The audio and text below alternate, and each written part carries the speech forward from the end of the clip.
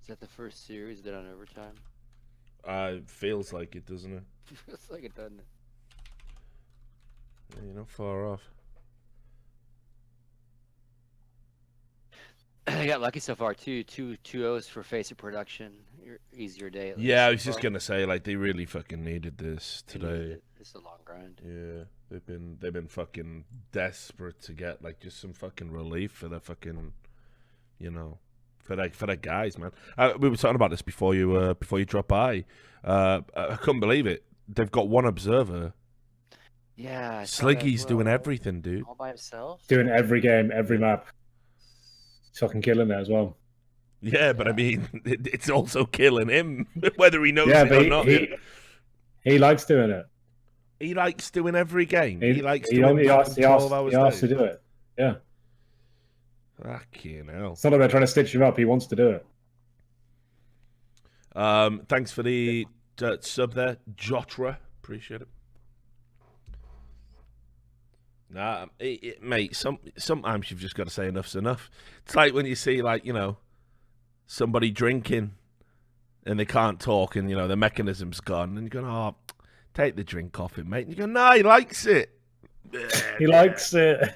He likes slowly poisoning himself." Yeah. Strange analogy, but I see what you mean. Yeah, generally you tend to take analogies from your own life, don't you? Yeah. It's weird how that works, you know.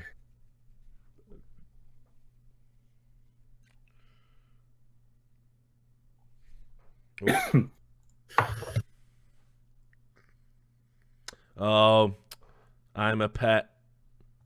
Gonna lose some good guy points for that tweet. He deleted it as well after like 24 minutes. I'm a pet put a tweet out saying Tyloo qualify. They only beat Renegades, Gambit, and Spirit. Not trying to take anything away from them because they can't control the draw. Just saying that their way to Legends was weak, including but you didn't make it. Oh, incoming, but you didn't make it. Bit of a silly thing to say. Fucking way she goes. Can't control the draw. What's the point of winning about it? Yeah, what do you want to do, Lou? Want to beat? Can only beat what's put in fucking front of me. Tyler would done that. You know what I mean? We get it. You didn't make it through the major. You know, you contrast that with what Daps said when Thorin put a tweet out saying like, "Oh, wouldn't it be great if NRG was at this major?" And Daps said we don't deserve to be there. Yeah. That's how you handle your business, you know? I've always had a little bit in for I'm a pet. I think he talks like he's a fucking, you know what I mean? A fucking proper like legendary coach, you know? And it's like you ain't really got many feathers in that fucking cap of yours, brother. Like, relax.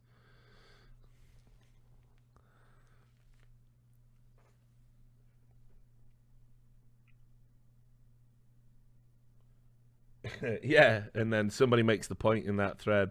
Astralis beat Complexity, Rogue, and Spirit. So, guess they don't deserve to go through either, right? Number one team in the world. Pretty much. Yeah. Oh, there's an account called Big Gay Henry G.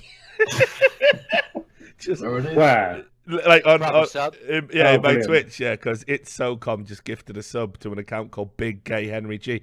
Give us a wave, Big Gay Henry G. Mod him. Give him a mod. Give him mod, yeah, brilliant, yeah. What could go wrong Definitely there? give him mod.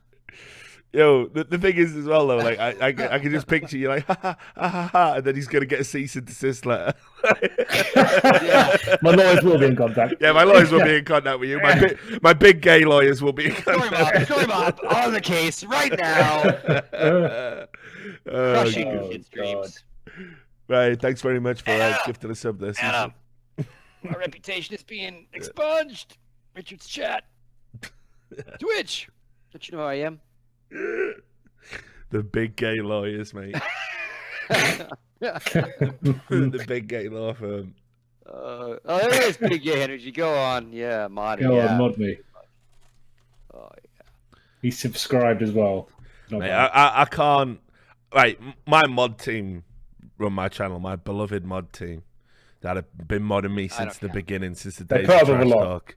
So they need to decide who gets mod and who doesn't. It's on them. I don't want to overstep my boundaries and start introducing mods into the ecosystem. I hope people lots of bits respect coming in here with rainbow pride flags. flags. Yeah, Yep, there we go. appreciate it. IRL Ninja, 400 cheers. That's what we got, man. I mean, I'm all for modding him as a mod, but I'm more of a fake mod.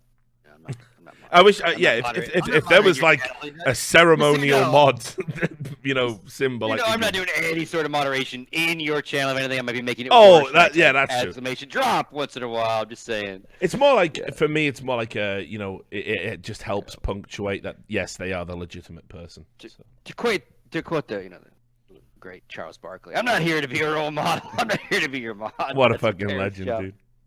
It's your parents' job. Thanks for the Twitch Prime, Lolo Palenko. So what do you reckon is the future of Optic and Gambit now they've just completely crashed out the major? Well, you know, like do you so see changes? we had Hex on the fucking channel the other day, and he said, and obviously this is a little bit of kidology. I know Scoots will see through this as like a fucking gossamer veil immediately, right? But Hex was saying, you know, at the end of the day, he wants to build teams up. It's not all about winning. In fact, winning gets boring when you've won as much as, like, you know, what Optic have won. And he likes the adversity. He likes the idea of them struggling and striving, so it makes it worth it when they do get something. I don't know how everyone else at Optic might feel about that philosophy. Rudy. Yeah, yeah, exactly. So listen, I think the Optic experiment has failed. That's my opinion. But so I don't know what happens to them. Maybe that team stays together. I don't know why it would.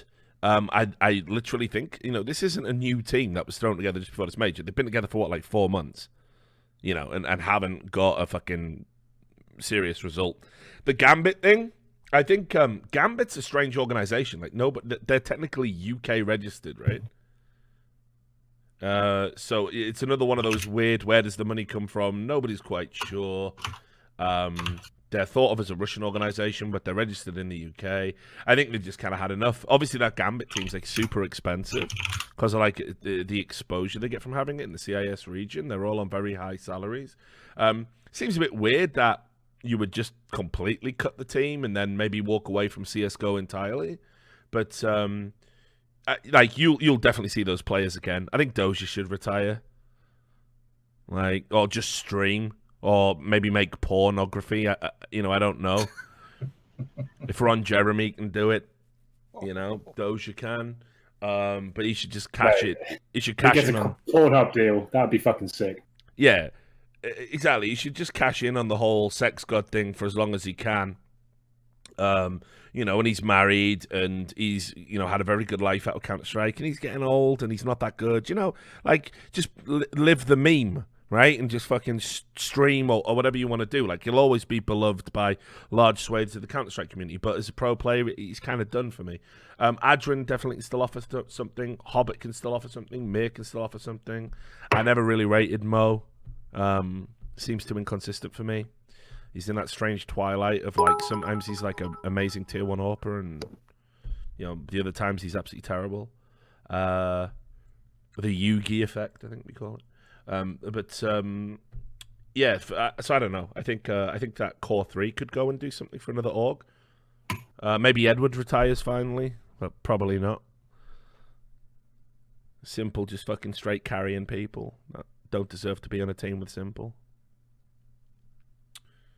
So yeah, I don't know, man. Don't know, Vincey. I'd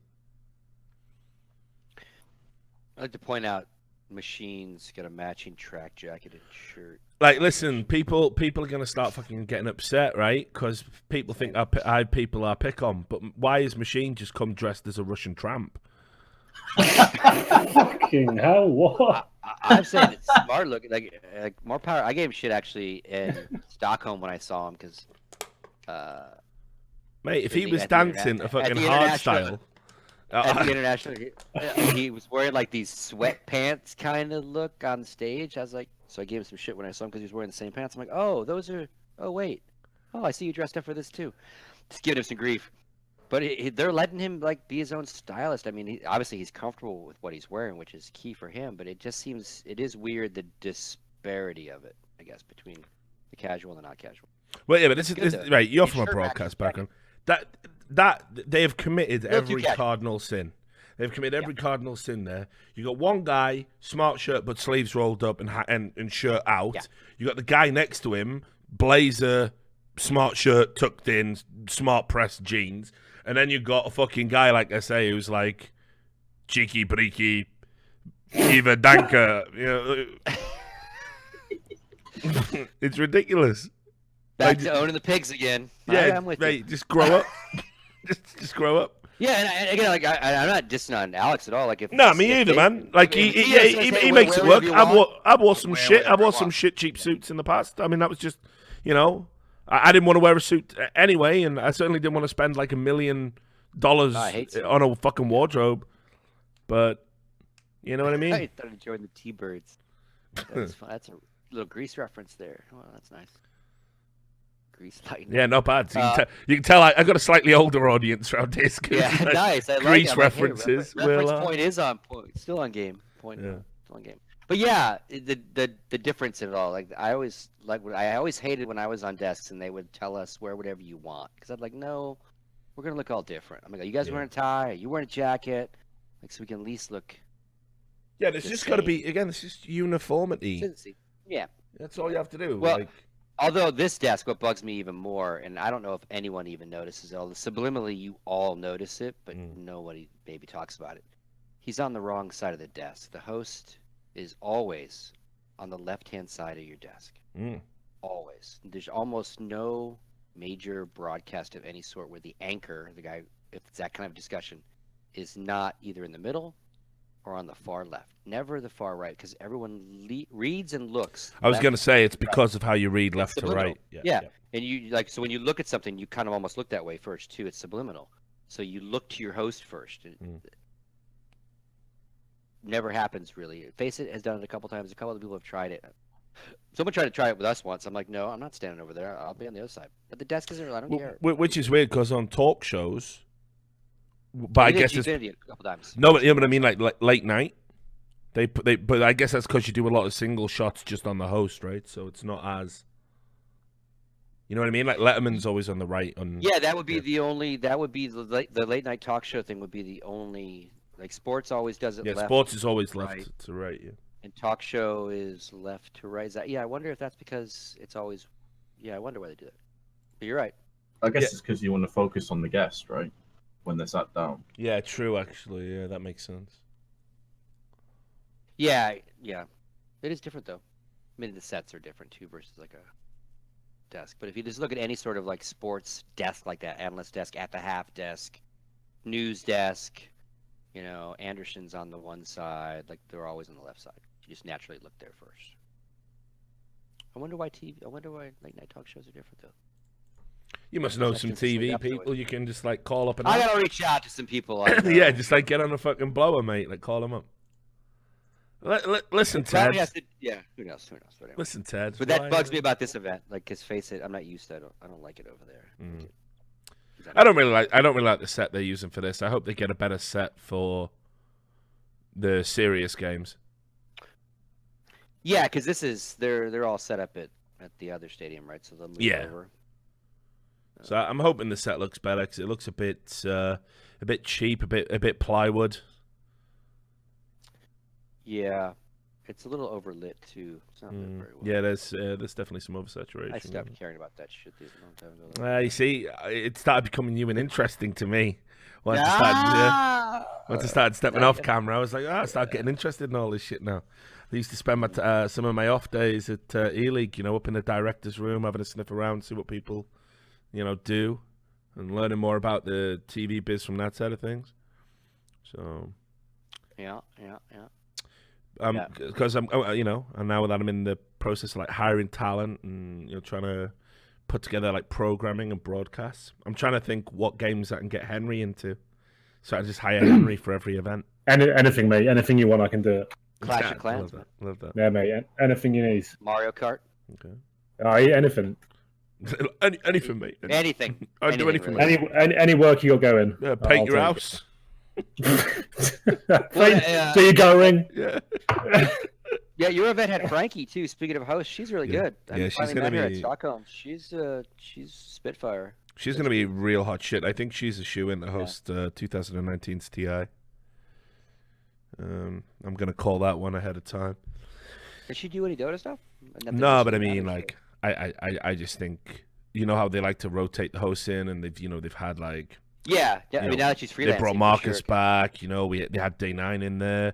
Like, Yeah. Valve like to, you know, mix it up. Mix it up. So I think she'll get a shot to do that next year.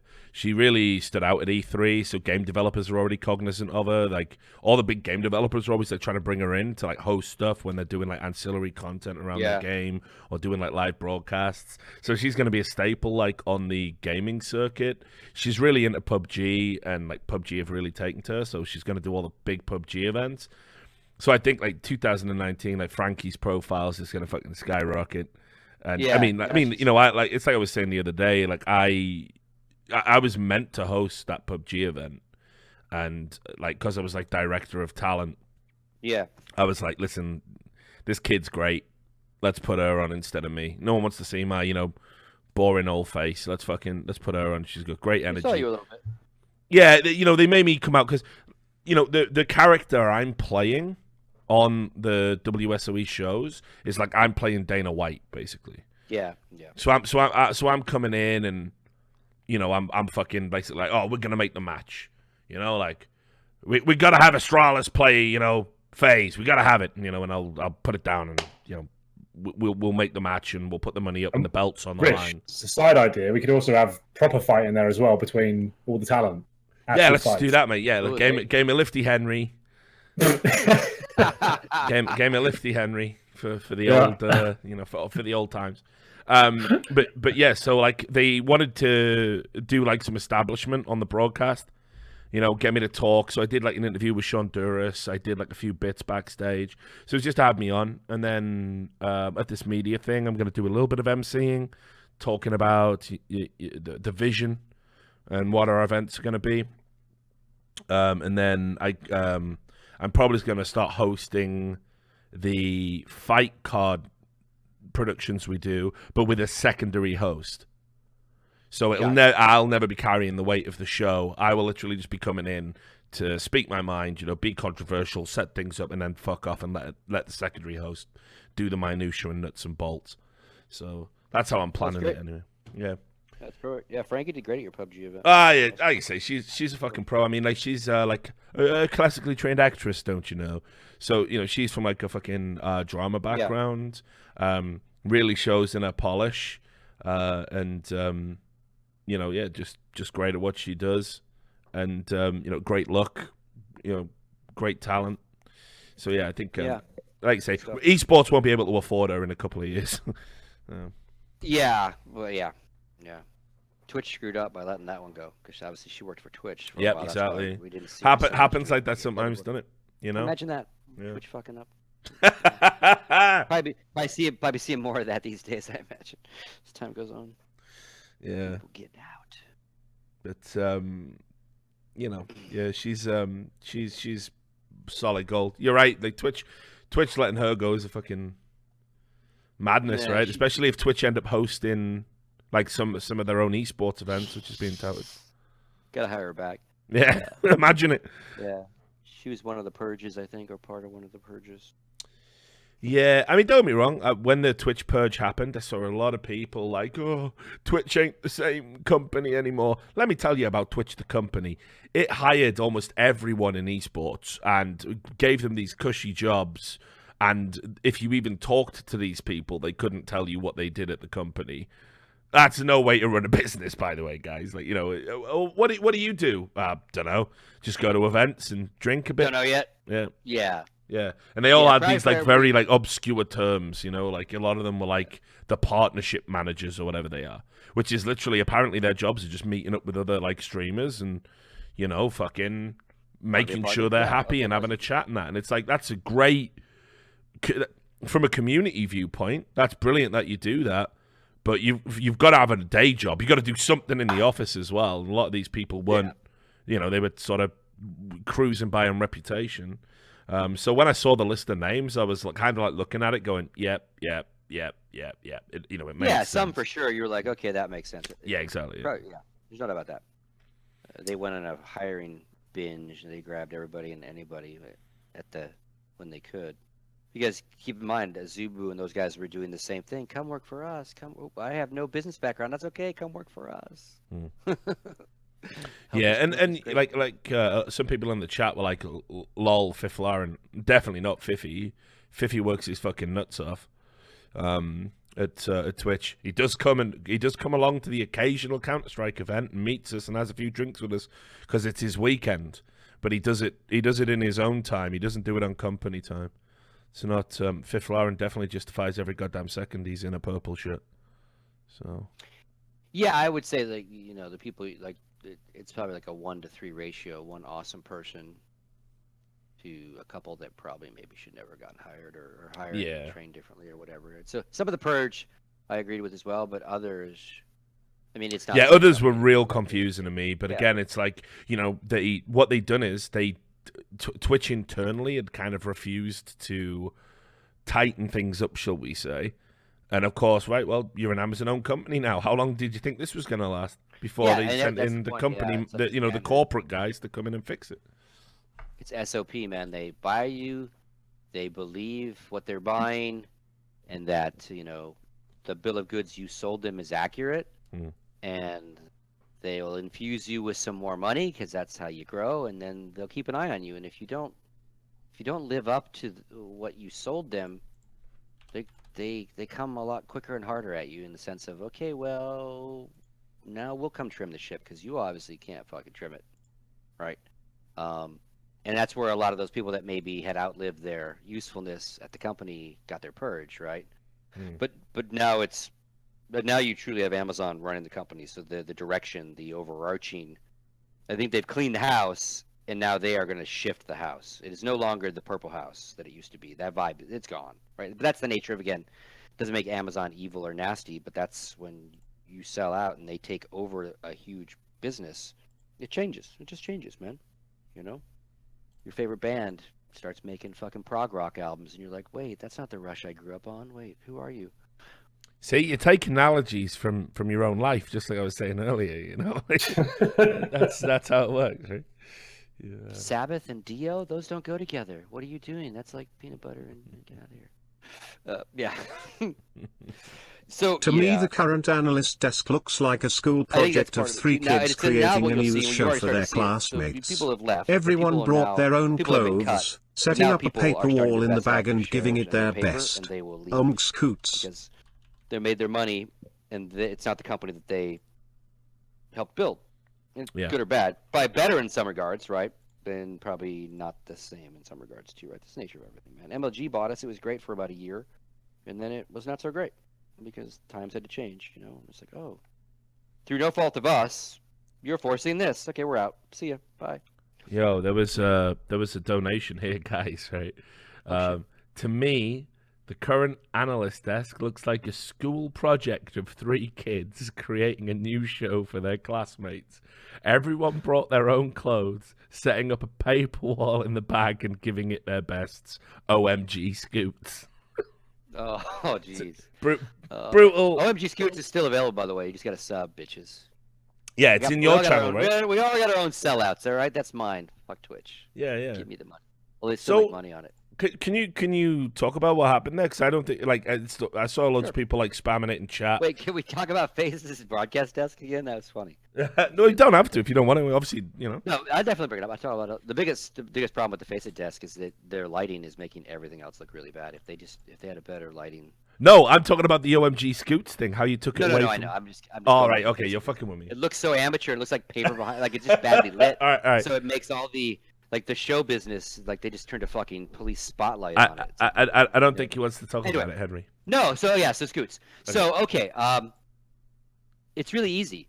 They came to all the global emotes, and again, this is after the acquisition from Amazon buying Twitch, right? So they one of the things, and Bits had just started, right? And one of the things they wanted to do is monetize Bits in a way that used the global emotes. You know, spend X amount, this emote will drop with your bits and shit like that, right? They wanted to figure out how to start using the global emotes. Mine wasn't the most popular one. Remember, like Kappa and Golden Boy and, you know, fucking Texas Face and Spamfish and shit.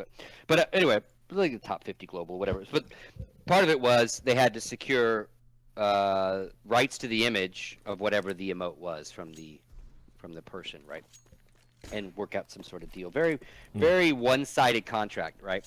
So, and I knew it was gonna suck when the person who sent me the contract was Cody Connors, right?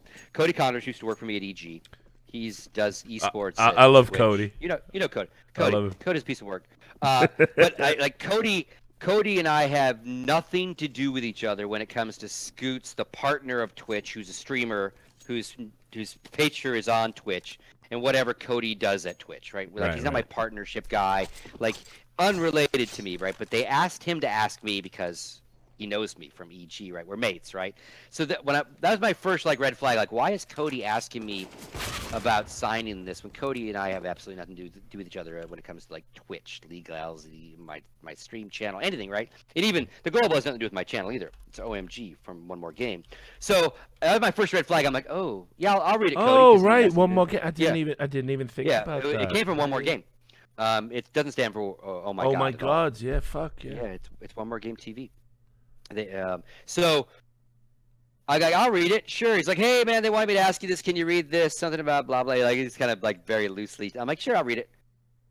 I've read some one-sided contracts in my day, but the one-sided image rights, usage, name rights of this thing was better than any team contract I'd ever seen on the team side, right? Like we want your, because again, it's for my particular emote, it's my name, Scoots. It is my nickname, and it's my face, right? It's not a drawn characters or anything. It's my fucking face, right? Give this to us in perpetuity, forever, in the known universe, like these kind of verbiages. In the known universe, there by the grace of God, go. Nobody ever gets these back. We'll never really involve you in how we monetize. The few things that we know we're going to do, we want to talk about bits, we want to talk about this. But reality, once you sign this, Amazon can put your face on toilet paper rolls, and you won't even get a cut of it, let alone a say in if that is allowable, right? Like, there's no actionable, like, continuing negotiation where this thing is used, right? And I was like, no. Like, it took me like all of 2 seconds to go, no.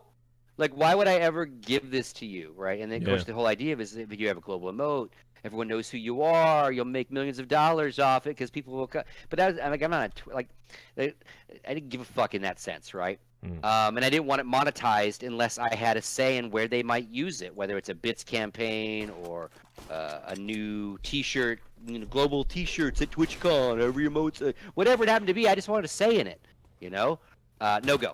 No, so it was literally they would have took you. It would have been a complete agreement that they had your image and could basically use it in any promotional aspect they wanted. Yeah. Wow.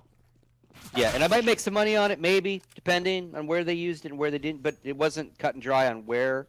And the biggest thing was I had no right of refusal. Like, it was like, no. Like, again, what if you put it on condoms? Again, whether they mate, would or wouldn't, the idea of your head disappearing into a fucking orifice. Okay. Awesome. The new Amazon store is the Scoots next year, man. going in. Scootex condoms. Get the fuck out my industry.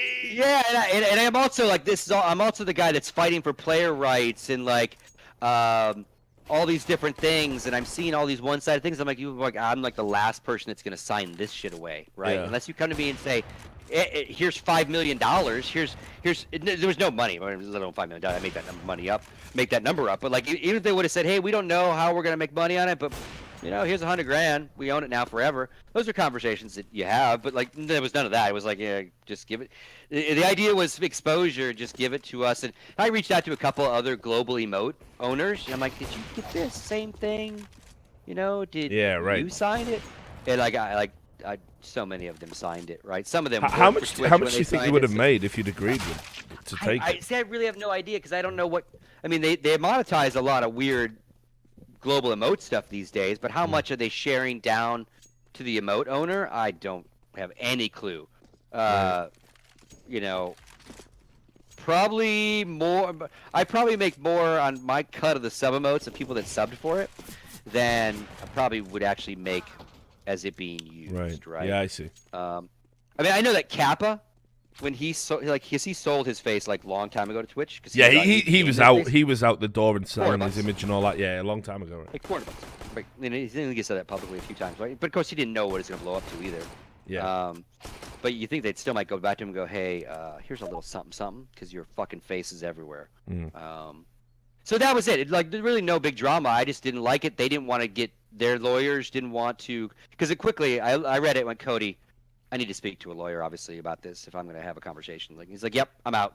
And then I started a conversation with one of their lawyers. Now it's basically it comes down to this: if you and I don't have the ability to have a conversation about the contents of this, in the sense that we can negotiate a bunch of this stuff differently, then there's no conversation. Like I'm not going to waste your time or waste my time if you're telling me that this is the contract, it is what it is. There's no nuance. Then we're done.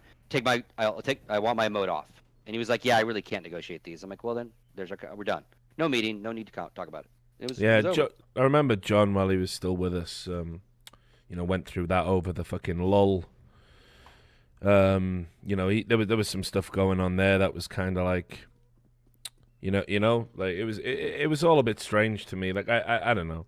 I think it's like those global emotes are so ingrained into what Twitch is. I'd probably want. I'd like to believe that Twitch, we always say we're a community-focused company. I'd like to think they would have done right by all of those people. Like that is an integral part of the Twitch experience now. All of those global emotes. That's like the Golden shorthand. Boy, for example. Yeah, like I think Golden Golden Boy just signed his away because he was full-time Twitch employee at the time. Yeah. And again, there might be side deals on some of the stuff that Twitch is doing, hey, like Rich, with bits. Fully understand your policy about events and meeting fans, there, right? But with Rocket League S6 LAN announced for Vegas, it'd be an honor to grab a drink with you if I can afford the trip. What I was signing away also, North 2-0 incoming like, Lewis Sam sound. Maybe I shouldn't have given a fuck, right? It's just a fucking little fucking 8x8 graphic. Maybe I shouldn't have given a shit because it is kind of neat to see your shit spammed, right? And the funniest thing about the whole story, right, is my emote was the most popular in League of Legends. Really? Really. Here's the story. So Azea, right? Isaac. Who looks like a younger version of me, already balding and shit. Actually used to play for me at EG, right? And he actually became a caster because of the work that we hired him for in Phoenix. Like came to where I'm sitting like every day for like months. Anyway, super cool kid, right? So he starts blowing up at League of Legends, right? Really good caster over there. And they used to do this bit where he was all by himself on desk or whatever, like lonely Isaac. And somewhere along the way, the League kids picked up my face and that emote and him on camera. Right, nothing to do with that Isaac and I know each other. Nothing to do with our history. Just because he's kind of balding, he's thin and narrow like me, and so like every time he was on camera, they would spam my face. Oh my god! And like the heat of LCS, right? Like obviously it's dropping down now, but I knew this, but I didn't really know. Like I was like, oh, that's funny. Like these kids don't even know who I am. Like talk about people that probably thought OMG meant oh my god. Yeah. See, well, yeah. Now don't I feel like a fucking noob? Yeah. And so when I did it, right, when it disappeared that day, in all the things that I've done in esports to get hate mail from people, so to speak, you feel this all the fucking time. Yeah. I have never been ripped apart for something to me that was so fucking comical and like, wait, are you trolling me now? Really? Like these League kids lost their fucking minds. That's the one reason I made it sub. Because originally I was like, nope, just gone. I'm not a big streamer. I didn't stream that much, right? So it certainly wasn't. I'm taking it away and I'm gonna make it a sub and make my money. It was never about that. But then these kids lost their fucking mind for like weeks at a time on me on Twitter. Well, once they figured out who I was, and they figured out my Twitch. I mean, and I should say my Twitter more than anything else. Even Twitch though. It was incessant. Like, you motherfucker. Like, you ripped my goddamn heart out. What am I? And I'm like, well, Isaac should make a goddamn emote, right? Isaac should make an emote, which he did make an emote, actually, which is good for him. And it took me about, like, 2-3 weeks people rolling into my chat, you know, when I'm streaming and shit, going, "You fucker, where's OMG Scoots?" And I'm like, I talk to my like hardcore crew, and I'm like, I think I'll just make it an emote. We'll make a couple versions, and we'll fuck it. Like, I have 27 subscribers still. I haven't streamed in months, and I think 10 of those are industry people, like friends. Got one in the chat now. Zombie Ritual fucking been spamming. Right? Yeah. But I think 10 of them are like League fans that don't give a fuck about me, man. They just wanted the goddamn emote, right? So that's the story of the emote. In retrospect, do I wish it would have because then kind of Counter-Strike blew up and I'm on camera more, and it would have been neat. Like my shit gets spammed, like not for any sort of brand building. It's kind of neat to see your face, right? Like I see Zombie doing it, neat, you know? right? But like, you know, I'm not gonna give you my name and face. If it would have been some weird emote I owned, that's one thing, but it's me. Right? I'm like, nope, Twitch, you know, not for this deal, you know. And I get that they didn't want to have to like lawyer up hey, Amazon wants to take it and do this, or we want to do this activation and have to talk to every goddamn global every goddamn time. I get that too. And I certainly wasn't the most popular one, so I get like having less cred in it. But to your point, it's like, wait a minute, like we are like we like the globals for a reason, all of us for different reasons. Like, if they would have said, hey man, okay, we don't know, but what about 50 grand? And like we put a few caveats in there that it can't be used for a few, like something, I would have been like, yeah, let's go for it.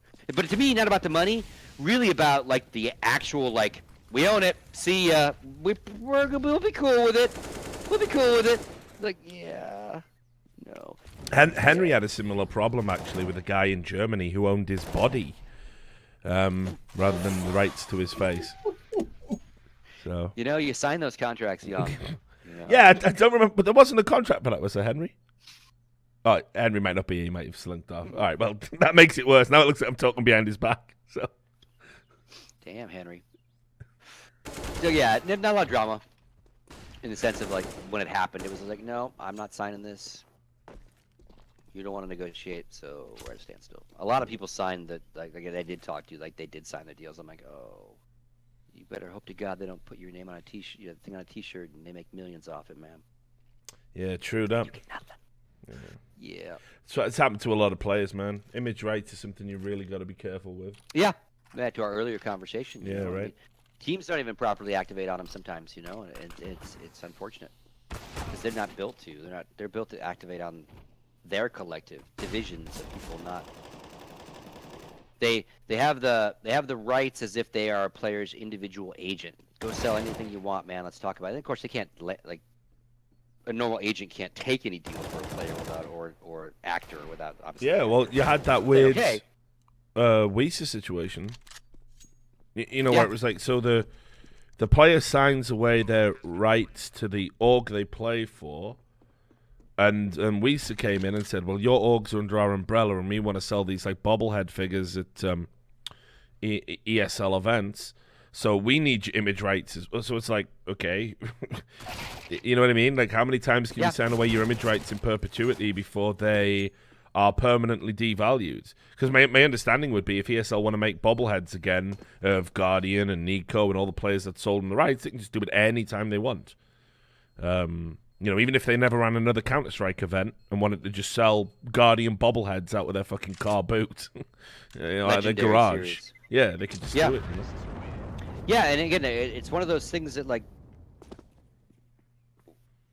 in the scenario we're in now, where the team does have full control of those rights, you want them to be the proper guardianship steward of those rights for themselves as well as the players, right? I mean, if they signed something away that gave them Navi's side of that guardian thing in perpetuity too, shame on them as well too, right? So the idea is like they all need pieces of it at different times, you know. A TO needs to put maybe some billboards up in town to sell tickets to the event. There needs to be a relationship there that allows them to be able to use the team roster pictures, etc. But that shouldn't be free because I'm coming to your event, right? Yeah. That's part, like, you know, Real Sports has Rev Share that deals with marketing and all these kind of different shared uses of some of the same resources, right? And right now, I laugh about, I laugh, they're my friends, but like talent is kind of the funniest thing. Like, I signed very few contracts when I was on-air host, right? Yeah. I never had to worry, though, about a game-clutching sound bit from me being used 2 years later in a virtual reality ad that TO had sold. Yeah, and this is the thing. I've often wondered about how it works for like the Dota chat wheels. No one ever wants I think they get a cut of it. Like the voice packs, I think they get a cut of it. No, but so they have these. Okay, they're rewards. If you go through the compendium, you unlock legendary lines. So you'll get, oh my lord, patience buys, all these like. They were spamming the shit out of those during the actual event. Yeah, exactly, and that players were.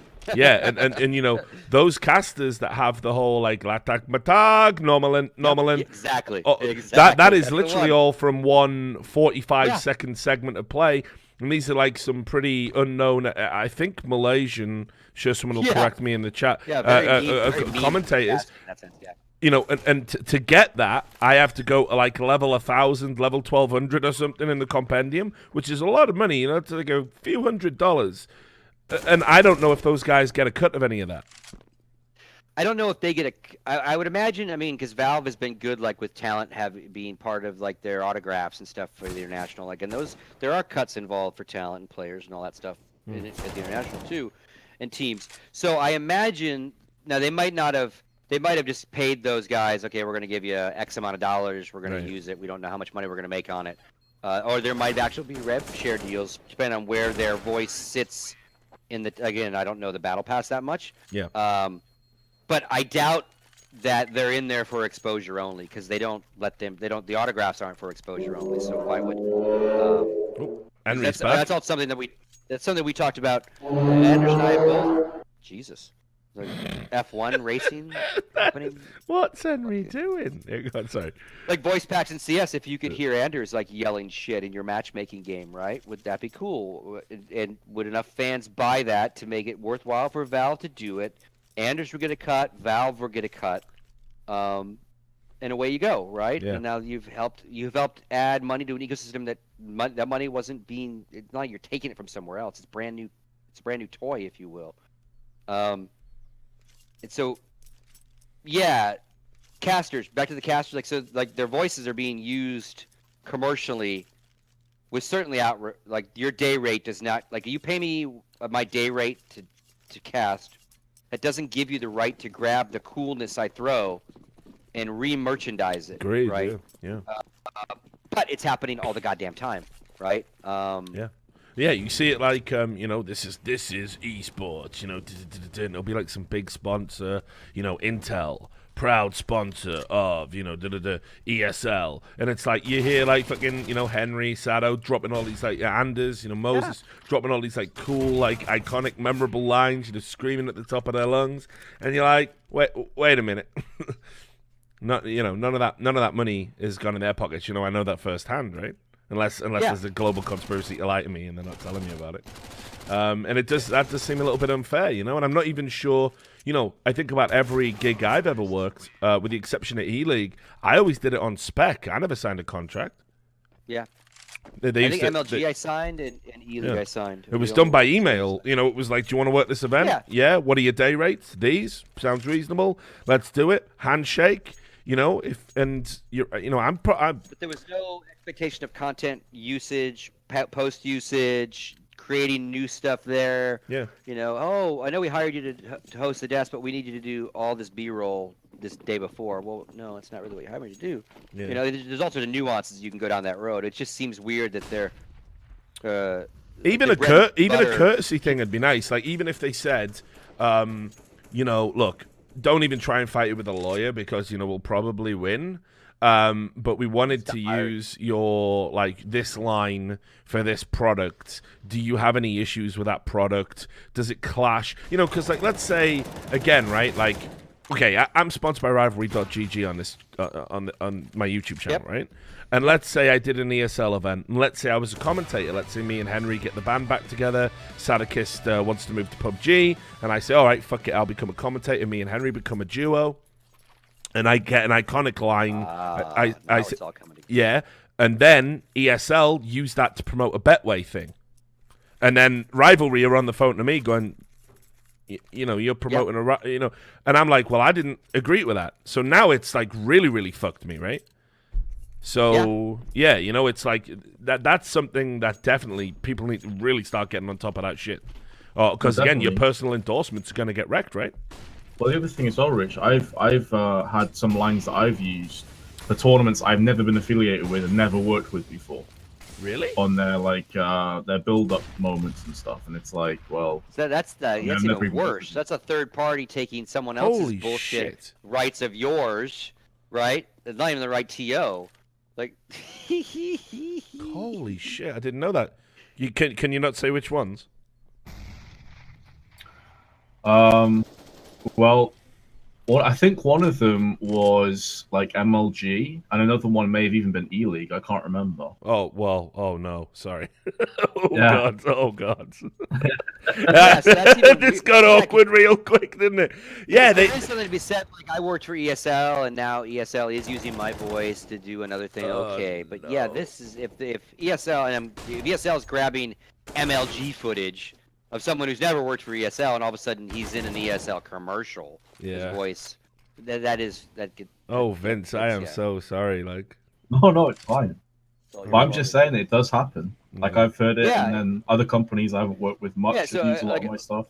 You know, so we're talking about player rights and usage and when and where, but obviously, like there's two. I was having this conversation with Moses in Stockholm, right? Like, because obviously, you know, it's kind of funny that this stuff has now recently come out about these guys not getting paid, and this like a lot of politics going on with who hires who and when and how Yeah. and where. Like, I don't miss some of this stuff. It's No, fun me with either, these dude. guys, but I'm I glad don't miss I'm that out of road it. life.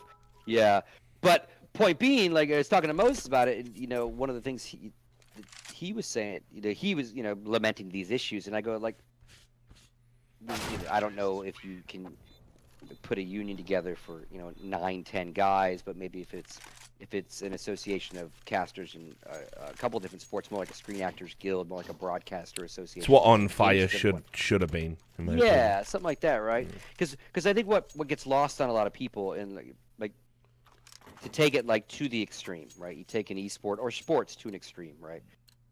There's things that are replaceable in the ecosystem of sports and esports, right? There's things that are not. Number one thing you cannot really easily replace is the athletes themselves, the players themselves. That skill gap is so great and so different. It's why we watch, right? They are the best. They're not easily replaceable. So you can't have a good sport or esport without top tier sporters, right? Yeah. The next thing that you have to have is proper people to tell said story, to give us said sport.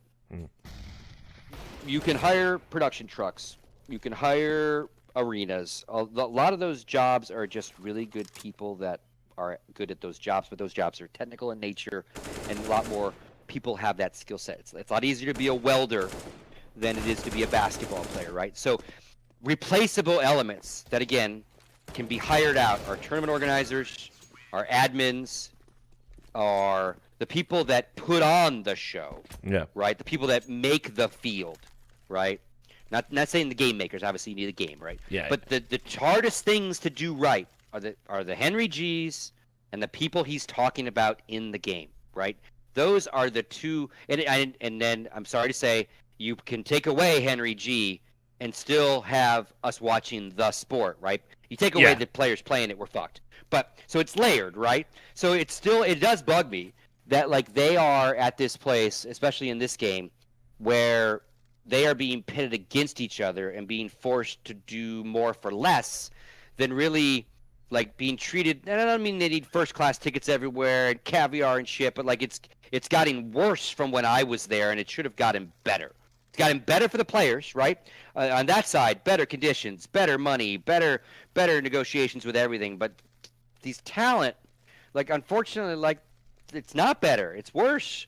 And it's fucked up because again, without them, again these sound bites we're talking about, it's a drastically, to put it in commercial terms, it's a dramatically shittier product without Henry G in it, right? Yeah. And it's just unfortunate. You know, Vince, I know you're retiring for all sorts of reasons that are maybe more personal in nature, but still, like, part of this bullshit that you're all going through doesn't make it easier for you to deal with the other part of it that's bullshit that no one can fix for you, right? Travel. Oh, definitely, yeah. It's a culmination of a lot of different things. It doesn't help, you know. Well, I saw one of your catchphrases on a T-shirt as well, right? Oh, Cold Zara, yeah. I mean, I don't know. I don't even know how that works. Like, is that I guess like are you Anders? I think it was ESL made fucking life force, whatever that fucking, what is the fucking yellow bracelets that they all, life strong, what? Yeah, like the live strong. Yeah, Lance band. Yeah. So there was one made like for one of the, I want to say. Are you kidding me or something? Are you kidding me? Yeah. And I was like, I think I hit up Anders. I'm like, are you getting paid for that? He was like, that's kind of your catchphrase. He's like, yeah, exposure, brother. I'm like, oh. As if Anders needs exposure. Yeah, hang on. Let me. I didn't know you could bend down that far, Anders. But apparently, yeah. Yeah, it's been a while since that's why he doesn't touch his toes anymore, Scoots. Yeah, right. Lesson learned, right? Yeah. But yeah, and there's something to be said for that. It's like, okay, this is cool for my brand, but wait a minute. Can I get something? Can I not feel like fucking a $2 whore? The funniest one, again, I always bring it up, is the Sliver VR ad that has Henry and Sato in it. I don't think it runs anymore, and I was like, oh, I'm sure they endorse that their biggest sound bites are being used to shill this fucking VR viewing experience. Yeah, I'm sure they got paid a little extra for that. It's like, no, they didn't. Come on. Anyway. So, yeah, I mean, did Cold Zero not hit you up? No, that's the thing I was about to say. Like, with Anders, maybe I've used it as exposure, but in my case, I found out about it because someone linked me on Twitter. He didn't even tag me in the tweet or anything.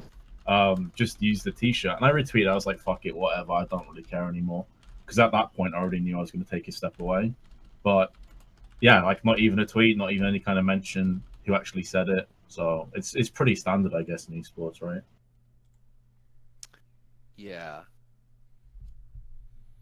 Well, is it? I mean, again, I don't know enough about this because it's not my fucking field of expertise. But, like, I don't know if you own an iconic phrase, right? Like, I remember when Red Eye said, brutal, damage, wrecked. And, yeah, if he could monetize that, holy shit. Yeah, well, I think he did go and register it. Yeah. And I think he actually, in fact, I'm going to alt-tab again because we got a fucking another tech problem. Is he going to cease and desist? Let me just see. Brutal, Savage, Red Shop. I'm pretty sure. Yeah, here we go. He did a quick thing with Designed by Humans, who obviously do all the merch. They make my merch too. And yeah, there is a store just called Brutal Savage Wrecked. And you can get Brutal Savage Wrecked. He's got one on Teespring as well, I think. There you go.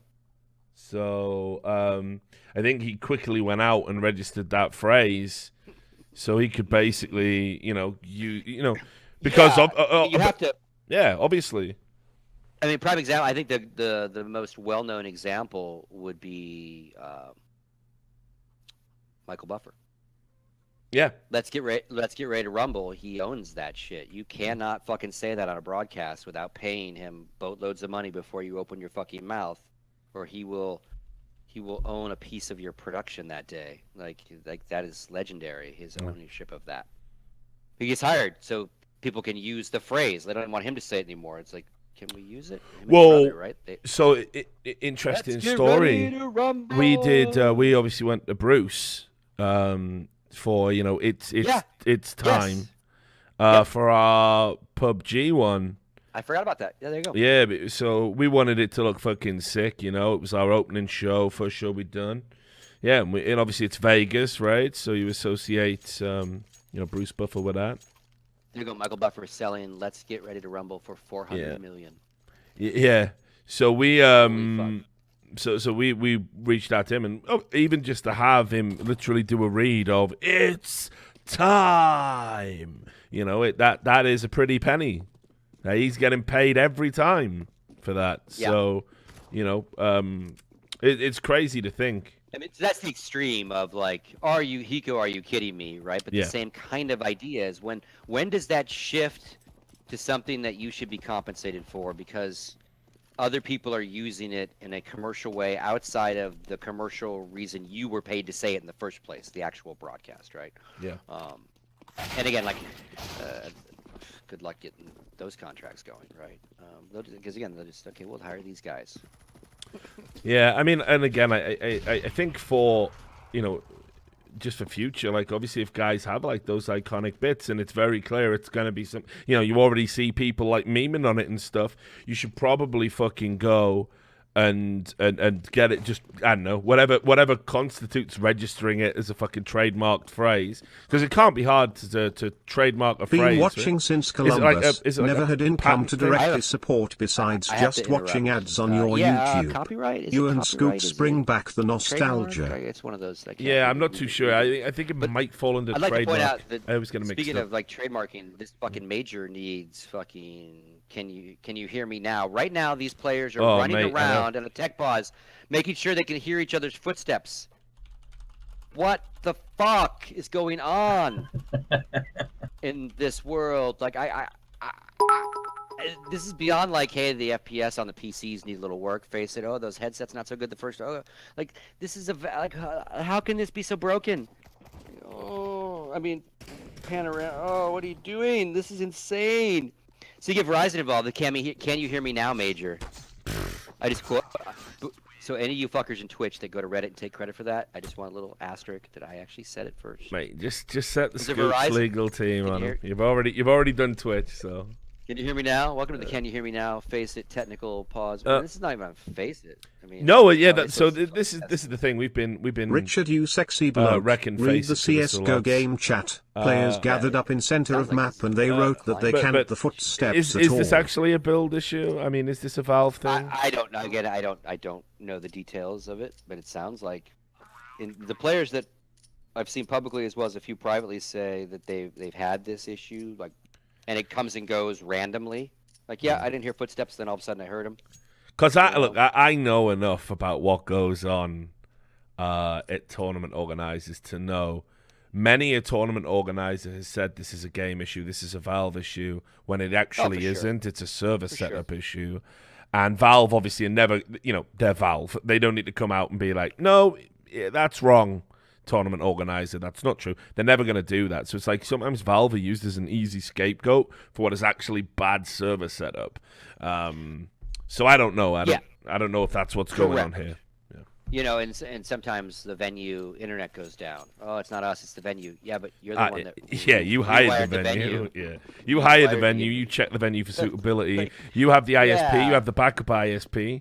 And what's your contingency? This continuing makes me think like it is maybe this build, because obviously they rushed Panorama and all this shit, and so there could be definitely something. And people are saying, and again, a little bit of Reddit that I read this morning, that this has actually been happening in like matchmaking, like people have the same fucking issue.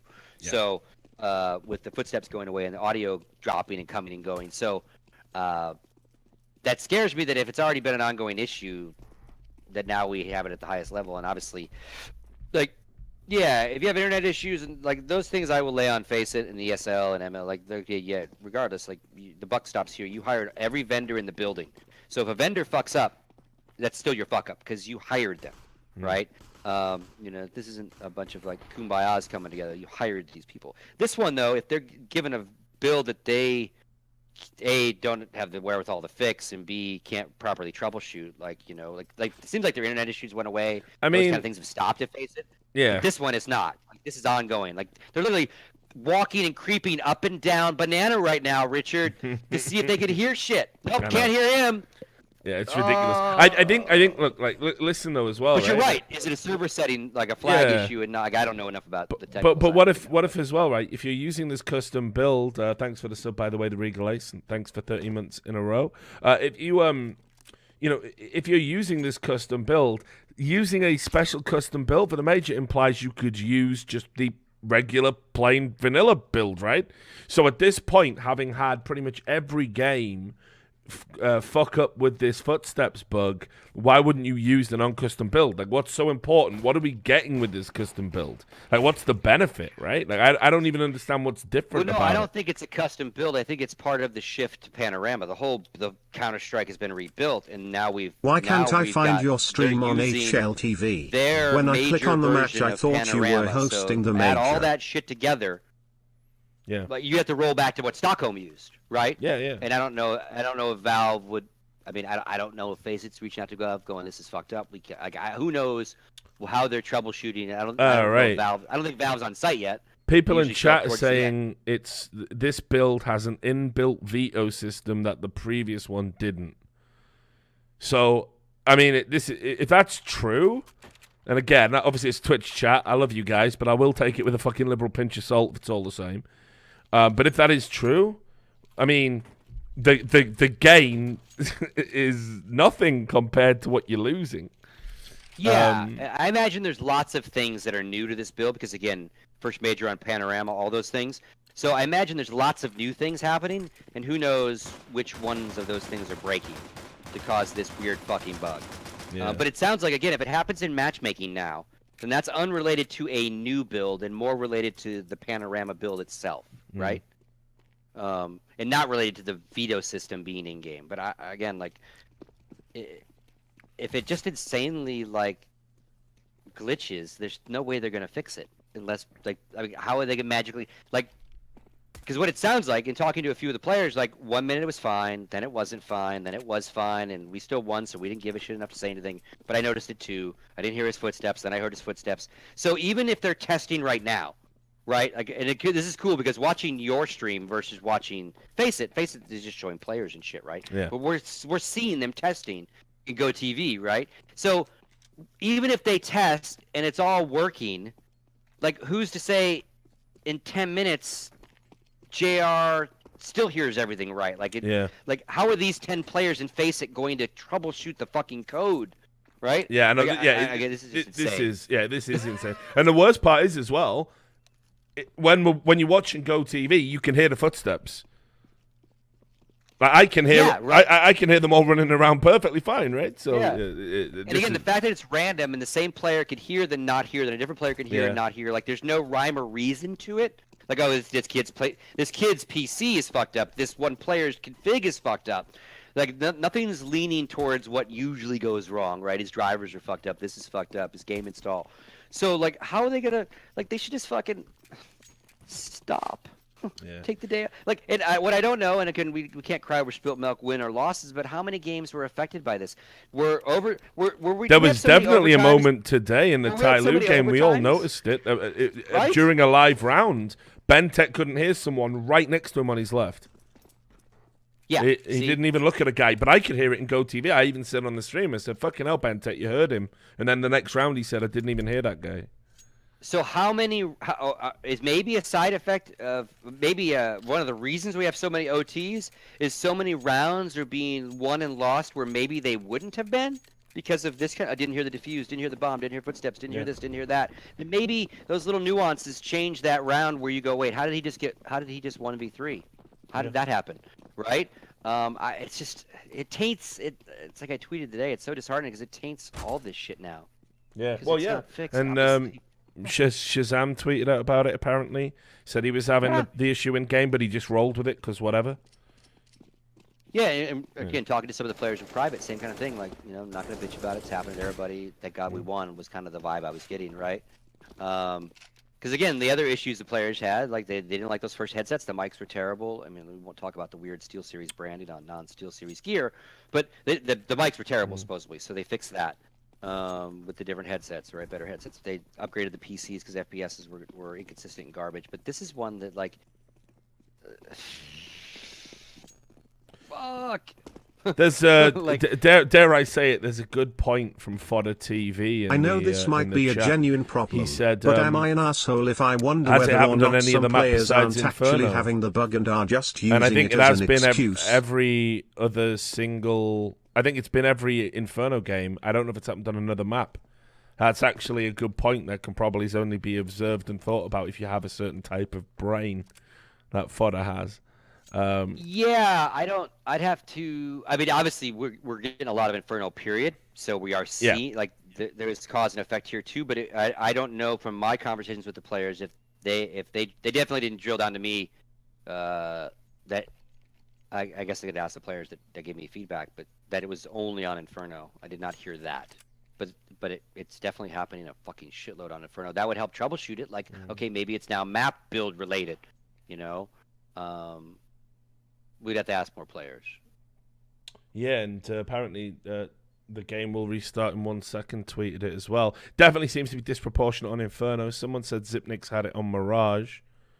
But yeah, and Zipnix did mention it to me, but I don't remember him mentioning what map. So yeah, it was Taco mentioned it as well. Mm. But again, they did not mention maps per se. Because we've had a fucking lot of Inferno games. Yeah, and so that's definitely probably going to lead to it as well. I mean, it would be nice to know if it was only an Inferno glitch. Yeah, at right. least we know that the other games were clear of this problem at least. But we've had these tech pauses on every map for all sorts of reasons. So whether they're all related to the sound bug or not, I don't know. I wish I was there sometimes in the fucking building. Start asking people what the fuck is going on. Well, you will be, won't you? You're heading down. I'm going to the very end. I'm going for the last 4 days. Yeah. I hope all this is resolved by then. Jesus Christ. I think, is tomorrow a day off? I think tomorrow's a media day off for the next set. So maybe that gives Face It and Valve some time to figure out what the fuck. I think tomorrow's off. Don't quote me. Yeah. I mean, I don't think it'd matter too much, even if it was like map specific, right? Because what you're gonna do, you gotta tell a team who's like best maps Inferno. We're just taking Inferno out of the map pool for this major, mate. Like fucking hell. Yeah, there'd be fucking murders over that. Right? Your favorite and mine. Yeah, exactly. Yeah, we've just decided about the fucking viewers would love it because they'll be getting them fucking souvenir Dragon Low drops, right? Anyway, I'm just going to quickly take a pee. I'll let you guys carry the stream for a moment. Fair enough. Grab some water. It looks like they're still testing the fucking... This is insane. So you have players now playing for their tournament life, having to worry about this shit. Already delayed all day. Oh. Story time with Scoots. They've all left me. They've all just fucked right off. Literally. Yeah, I'm still here, mate. Oh, woo! I was about to sing all by myself there for a moment. I'm sure it would have been beautiful. How does this rate for you in terms of majors so far? I know we haven't got that far through, but is this like the pit? I mean, it's been some great CS, right? I guess you got to put an asterisk next to all this shit now, but yeah. Way too much delay. Way too much delay. And tech issues and weird shit that shouldn't be happening even before this tech issue, you know? Yeah. It's unfortunate. Face it gets a major and good. Seemed like a good, solid, like minor qualification process in that sense, right?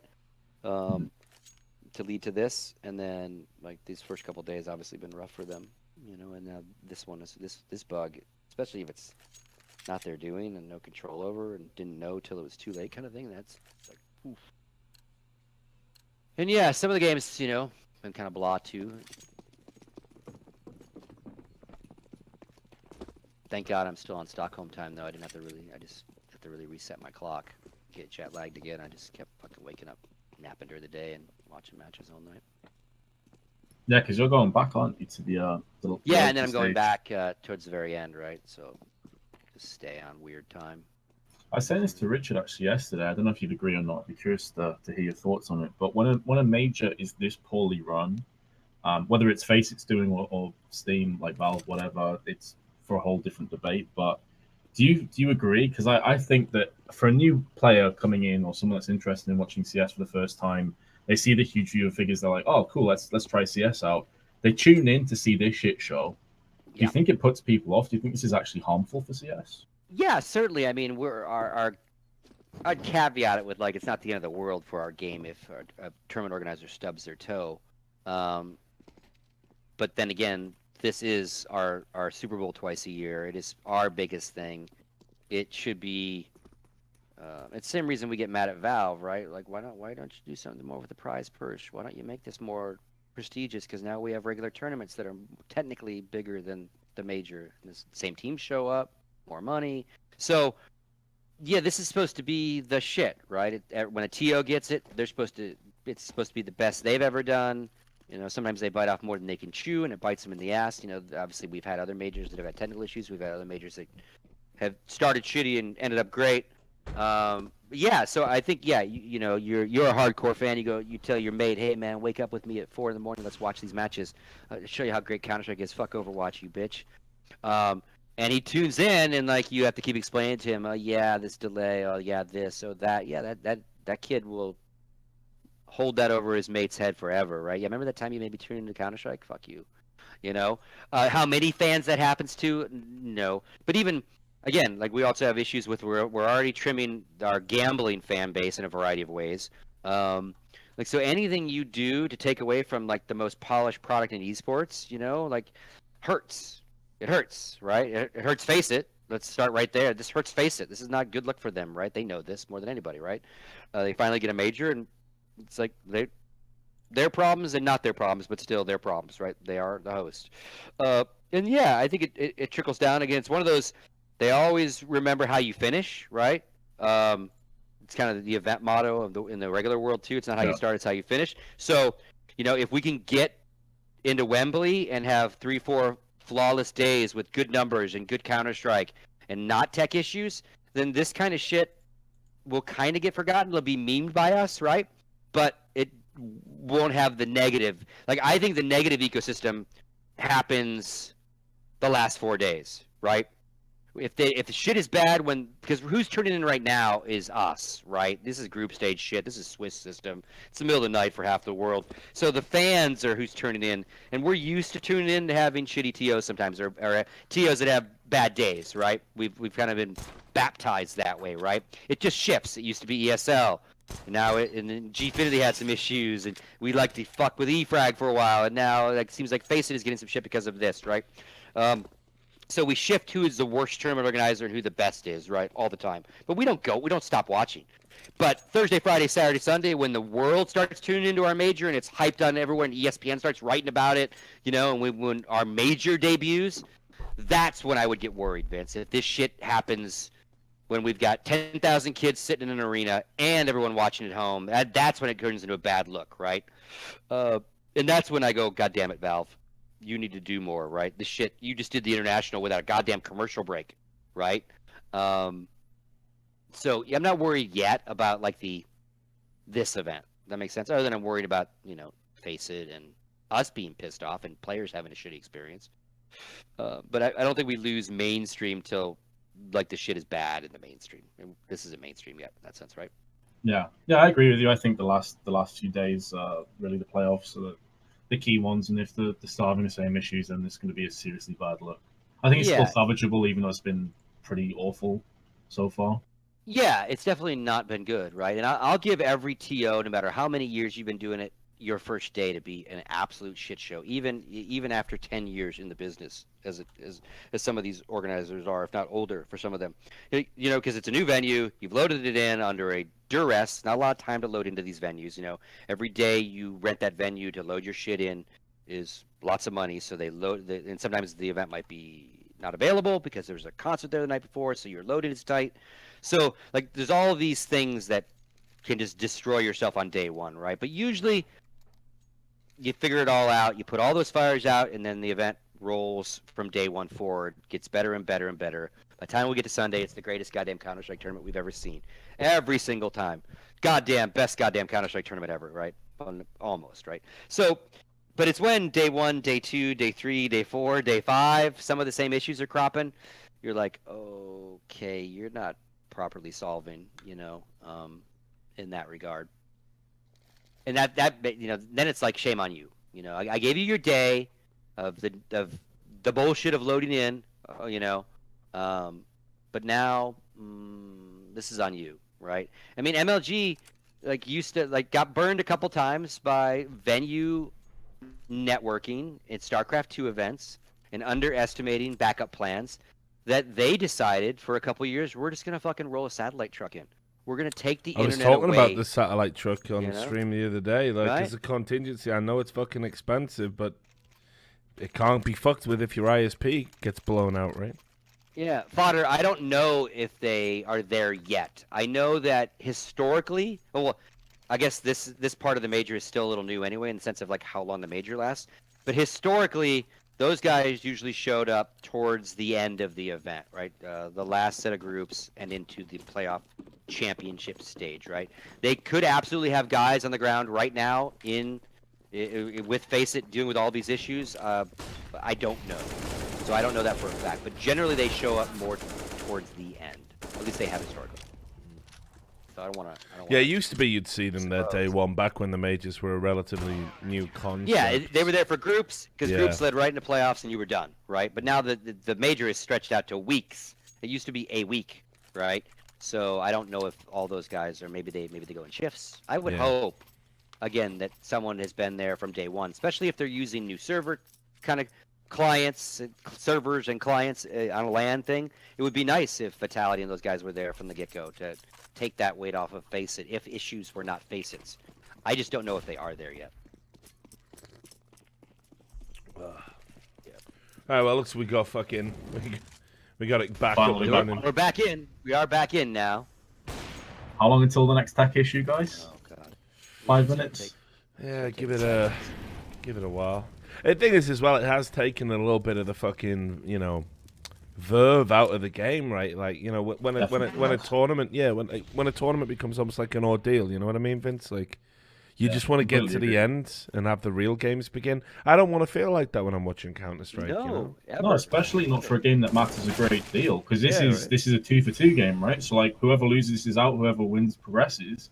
To have this shit delay, not only is it going to wreck the minds of the players that are taking part and frustration that goes into their play, but additionally for the viewers, like, it takes so much of the sting out of this this game now. It just doesn't feel as important as it did before. And Scott made a good point too. You know, I caught the back end of it. You know, if you like, we had a mantra at E-League: the games must start on time. They've got to.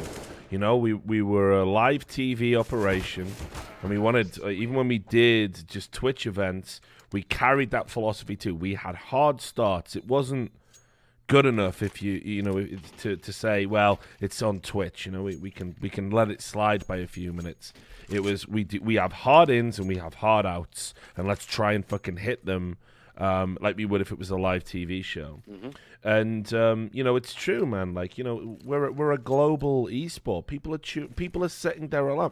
You know, imagine, you know, this again. I don't know much about time zones, so this might be a bad example. But you know, whatever. But like, let's say you're a Vega Squadron fan, and you know, you've set your alarm on your weekend to get up and watch your team play at the allotted time, and you come in, and it's some shit game. And then you're like, all right, fine, you know, I don't care about this game, but I'll sit through it. And then there's a delay, and then there's another delay, and then finally it gets to your game, and then it's another delay, and then it's another delay, and then you've got to go back to bed or go out, go to work, do something, you know? It's like, come on, man. People need... Esports' biggest problem is that it ain't like television. I can't, at 3 p.m., know what's on, like, you know, like with football or the NFL, right? You know? Yeah. Again, it's a tournament is like... in a weird way, like a golf or tennis tournament, because it just flows, right? It flows in a different way. It's not a Sunday football game or a Thursday basketball game. It's intrinsically different in those regards. But it's sold as if it's a basketball game or a football game. And like these arenas, you know, the point I always make is these arenas are built to like do a basketball game. Fans sit in seats for a couple hours for a concert, for a basketball game, for an arena event of some sort. We jam them in the exact same seat for 12 hours, and then wonder why they leave, wonder why they fucking bitch about it, and they turn sideways and look at the stage anyway. They're not comfortable. They're not meant for what we use them for, right? That's why theaters, in some regards, we get a lot of shit for. Like, you get a lot of grief for using that theater the first year. It's so small. It's just a theater. Oh, it's so... One of the most comfortable places to sit for 12 fucking hours is a really cushy theater seat because they're padded, not hard fucking wood or plastic. Yeah, you ain't on the like fucking bleachers, dude. Yeah. So in some regards, like those venues are like for what because we move in. We don't just come in for here's your basketball game, goodbye. Our fans move in for like 12 hours. And security loses their mind. So security guards in the yellow jackets aren't used to working fucking 4 basketball games back to back, right? They load the venue in with Laker fans. They load them out. They're done. These people won't go away. I'll tell you what. I'll tell you what, Scott. While we were talking about that, that was hands down the clowniest round of fucking CS we've seen in the major. Oh, no. It's so fucking bad. It was like I was watching it unfold. Like, I'm like listening to you talking, and I'm like, oh my god, oh my god, oh my god. We can't hear each other, man. What do you expect? I mean, yeah. If you could, yo, dog. Know if those footsteps are real. I don't even think there's any excuse for that unless you couldn't fucking see each other or something, mate. It was fucking unbelievable. No, really one of the worst fucking rounds of Counter-Strike I've seen in a long time. Like golden over matchmaking shit. MSL whiffed about 4 AWP shots to start it off. Contact play, people missing each other. There's a left-click knife kill in the fucking smoke. Point-blank range misses. Like, oh my god, awful. Awful.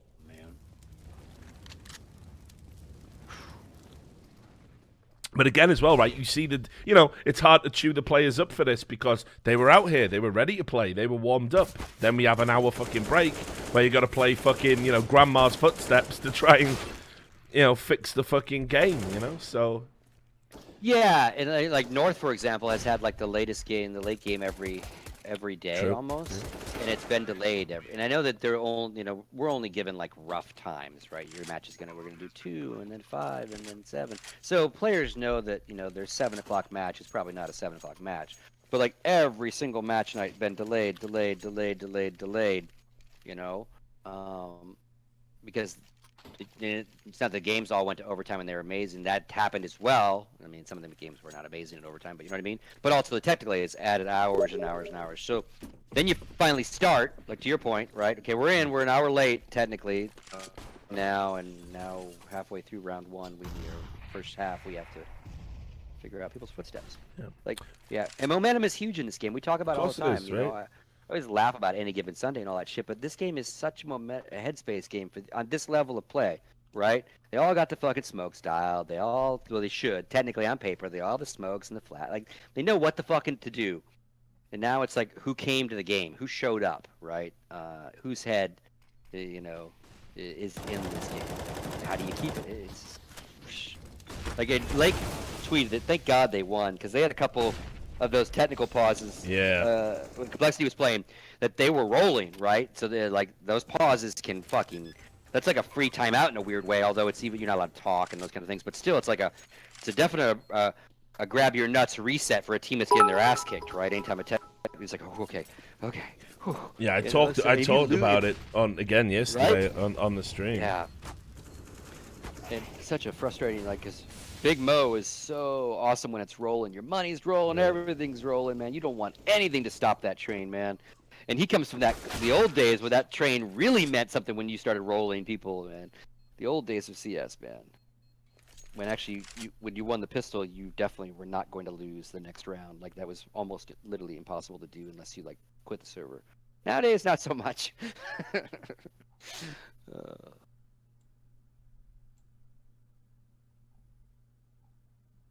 I just shouldn't have to watch a tournament and be nervous that every time it's on the players.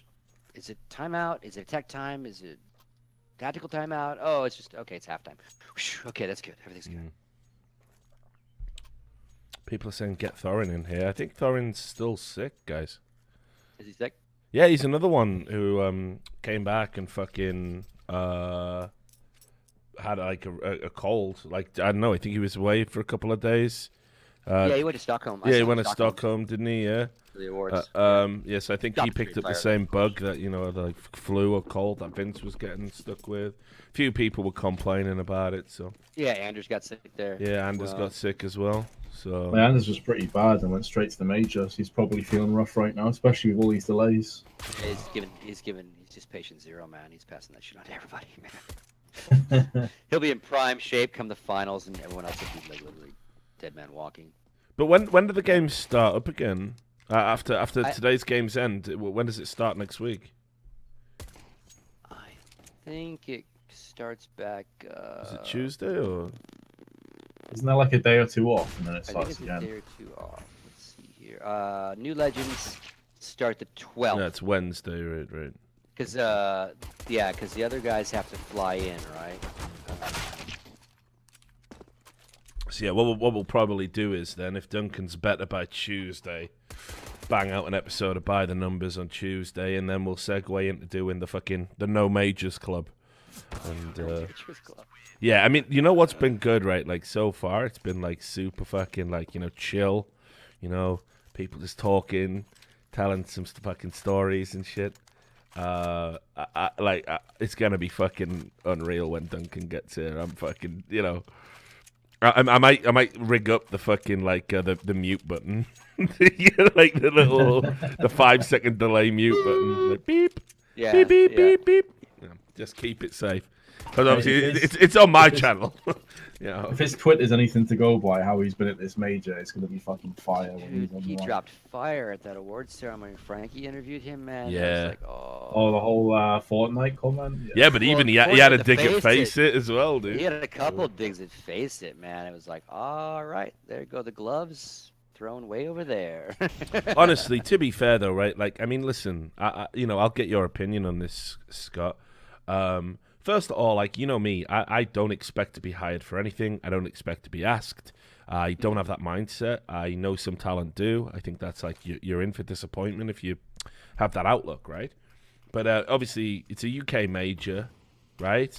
Duncan's available. You don't even.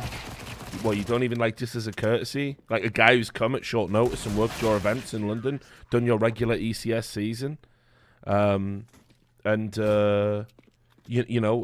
don't even just like message him and say, listen, just to give you a heads up, we're not going to use you at this major. Like, it might feel weird, it might feel awkward, but we've got all these ex-pros coming down. That's the direction we want to go in. We've got some other prior commitments, like bringing Threat in, who's worked with Face It a lot.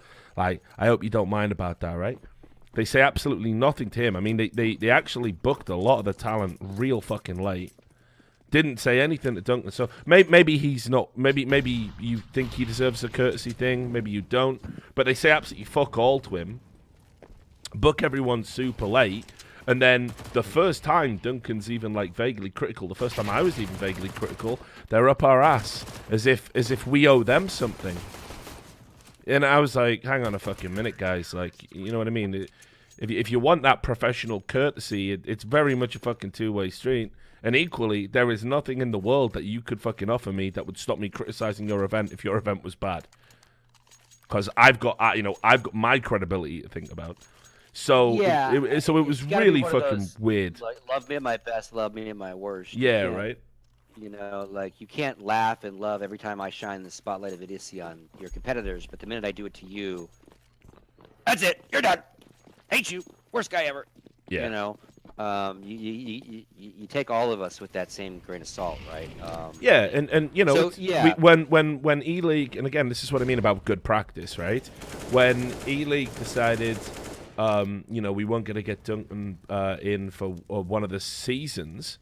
We messaged him beforehand.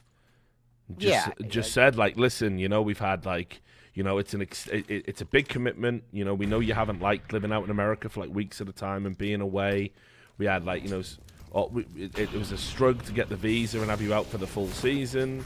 Like as Duncan tweeted out the other day, there was some like delayed issues with his payment. Not my department, so I can't say why. I think it's disappointing if it's true. But anyway, it was just a mutual thing. But we gave him a heads up. We said like we don't think we don't think you've enjoyed it that much, and Duncan was like, yeah, you would be right in that assessment. And we talked before we just went public and announced the decision, because some people might get upset by that. Some people might be like, you could have picked up the phone and just let me know, because talent announcement days are terrible for talent. Nothing good comes at a talent announcement day. You get put on that little fucking infographic that they put out into the public domain, and you just get constant shit from the fans of the people who weren't invited. It's just an absolute nightmare. So having a heads up for that is real nice. This list is great, but where is these 5 people that do this guy's job? No, he's cool, he's fine, but where are all the other people that are really? Yeah, exactly. So what do you make of all of that? I mean, like, do you think they should? Well, yeah, I mean, I think obviously in a taking away any sort of politics between tournament organizers and those that work for tournament organizers in a freelance way or full-time way, in a perfect world, certainly first UK major, like I would say there is an argument at this point in your career that they wouldn't talk to you, right? Because you had already left. You were full-time only with E-League. You weren't freelance guy anymore anyway, so you weren't doing anybody's desk, and then you shifted. So them not even asking you, like, I think you said you didn't give a fuck, but I 100% don't give a fuck. 100% don't give a fuck. Even though it would be awesome, you being from the UK as well, like, yeah, and again being one of the guys that like has lived and breathed this game and worked majors and like in all sorts of capacities, like. It should almost be kind of a coming home for all of you guys too, right? Like you got Smooya and all you guys, right? That's all there is to UKCS, right? So a few other guys, don't get me wrong. But Thorin is on the circuit. Thorin is actively a desk talent. Again, love him or hate him, he is, right? He gets hired quite a bit. Yeah. Still travels quite a bit. Has mended bridges with those that were unmended before, right? ESL, a prime example of someone who wasn't going to work with anymore and then did, right? Yeah. They grew up, they figured it out. We need him, he needs us maybe. All right, let's do some stuff. Not in Poland, obviously. You know what I mean? So him not getting asked, at least asked to say no or to negotiate, that seems weird, right? Not asking him for one, and then if because of his regularity and being a UK guy, them not preemptively, because I don't think in every case talent deserves, I'm rabbit ear quoting, deserves to be preemptively told, hey, we're not going to hire you. Yeah, exactly. It would be impossible. Like, how far down the trough do you take it, right? Like no one's got that ego. But this is, it all lines up to, if you're a UK analyst and you're generally on a good chunk of desks and you really aren't blackballed from anybody, and Face It has hired you before, for them not even to have a conversation is weird to me. Deciding not to hire him, okay. That he is a taste, right? And he's volatile and he's controversial nowadays more than ever. So them maybe not wanting to hire him, okay, even though it's UK, okay, but to not have the conversation with him, to me is like, really? It's just if you didn't want to use him, just tell him, man, just get it out there. Like costs you nothing really, because it's going to cost you. In Thorin, it's going to cost you far more because you didn't have an adult conversation with him than if you would have just said, "Hey, we're trying something new. Not going to hire you. Sorry." And that is for me as well the thing. It almost felt like a sneaky. We're worried. I mean, people obviously don't know Duncan if they think this, because he doesn't give a fuck if you hire him or not. If he thinks your shit stinks, he'll tell you.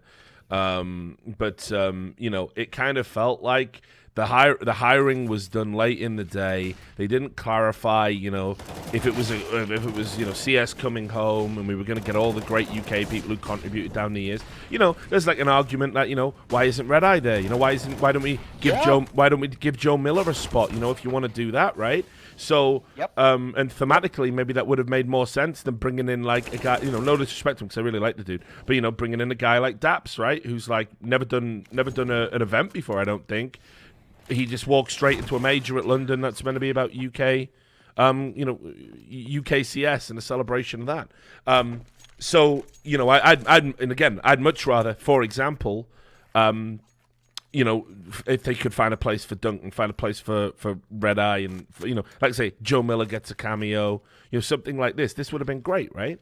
But yeah, they deliberately left it, and then because they didn't want Duncan to fucking roast him, and that's like really sneaky and not adult. And as I said, it's funny how you always become the things you hate the most, because the way Face It have behaved in the run-up to this major, the product they've delivered, the cynical manipulation of Reddit and constantly shifting blame and trying to get positive PR, they've become ESL. They are the ESL from 2 years ago that everybody hated. And that's how they're behaving, and I think it's a real shame that they've become that, because I was at Face It from the beginning. I worked their first ever event in a fucking like in a basement in Milan, and it was me, War Clown, Jay Atkins, and DDK. We in Milan, and I've been with the company since the beginning. I knew the founders. I told him, I even said, you guys, you're probably wasting your money. You're a startup and you don't have a lot of direction, and there's not a lot of money in this, but they fucking made it work. And then I was writing articles saying, look at this Face It success story. I've been with them I've been with them, hand in hand all the way. And, I don't even get treated with any courtesy. Like, fuck you then. You know. Yeah, no, I'm with you on that. And even I, like, and again, not to throw them any more under the bus, I reached out to them too because I don't really pursue like I don't host anymore obviously at all because Alex certainly owns those desks or Red Eye, or obviously when you were doing E-League there was, but I've always, like, once I started doing that interview job and you were like the few events we worked together and I was interviewing and you were desk host, I'm like, oh yeah, I don't ever want to have that job again. Richard can have that till the cows come home. Right? This interview job is great. I get to watch the game, make some notes, ask some good questions. I'm done. So I like that. So I did reach out to James. James, Bardoff, does the hiring, and said, hey, just long shot, but if you are looking, because at one point they were talking about 2 hosts, they were talking about all sorts of stuff, and they had actually talked to me about it. I'm like, hey, whatever you're thinking, I'm down for it. I just need to know because I got a mom to take care of, a cat, a house to close up for that week. Like I can't be told last minute or I won't be able to do it, right? So just threw it out there. Like, just let me know, and I say that every so often to companies, right? If it's a big event that I'm keen to maybe try to do. I don't really get taken up on it very often, which is fine,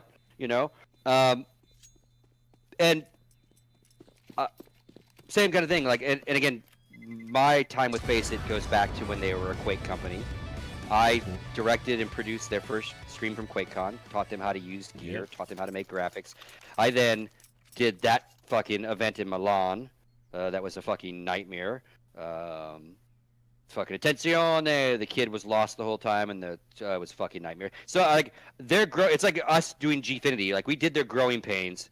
Now give us some of that sugar. And Gfinity was really good about giving us the sugar because they knew we earned it, right? Exactly, right. And again, I have no ill will that James didn't hire me, right? I think I could be a great interviewer. It would have been fun to go do. I can't do a whole 3-week stint anyway. But anyway, they never hired me, so it's fine. But point being, I was like, I got a little pedigree with Face It. Maybe now that they got a major, maybe they'll be keen to like bring me back. I'm not English or anything, but like I have a history with Face It as a company, right?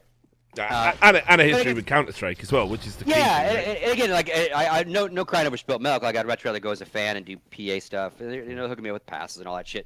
But again, it was like just a weird conversation about it, right? And here's what I think a lot of this boils down to with all of these guys, and it's kind of unfortunate. You've got some very aggressive tournament organizers, right, trying to all hold on to their space of Counter-Strike. No offense to any of them, whether it's DreamHack, E-League. Not so much anymore. D-League's kind of dipping in this year more so than last year and the year before. ESL, DreamHack, Face It, and you've got casters that either intentionally or via no intention on their own part are being aligned with certain TOs.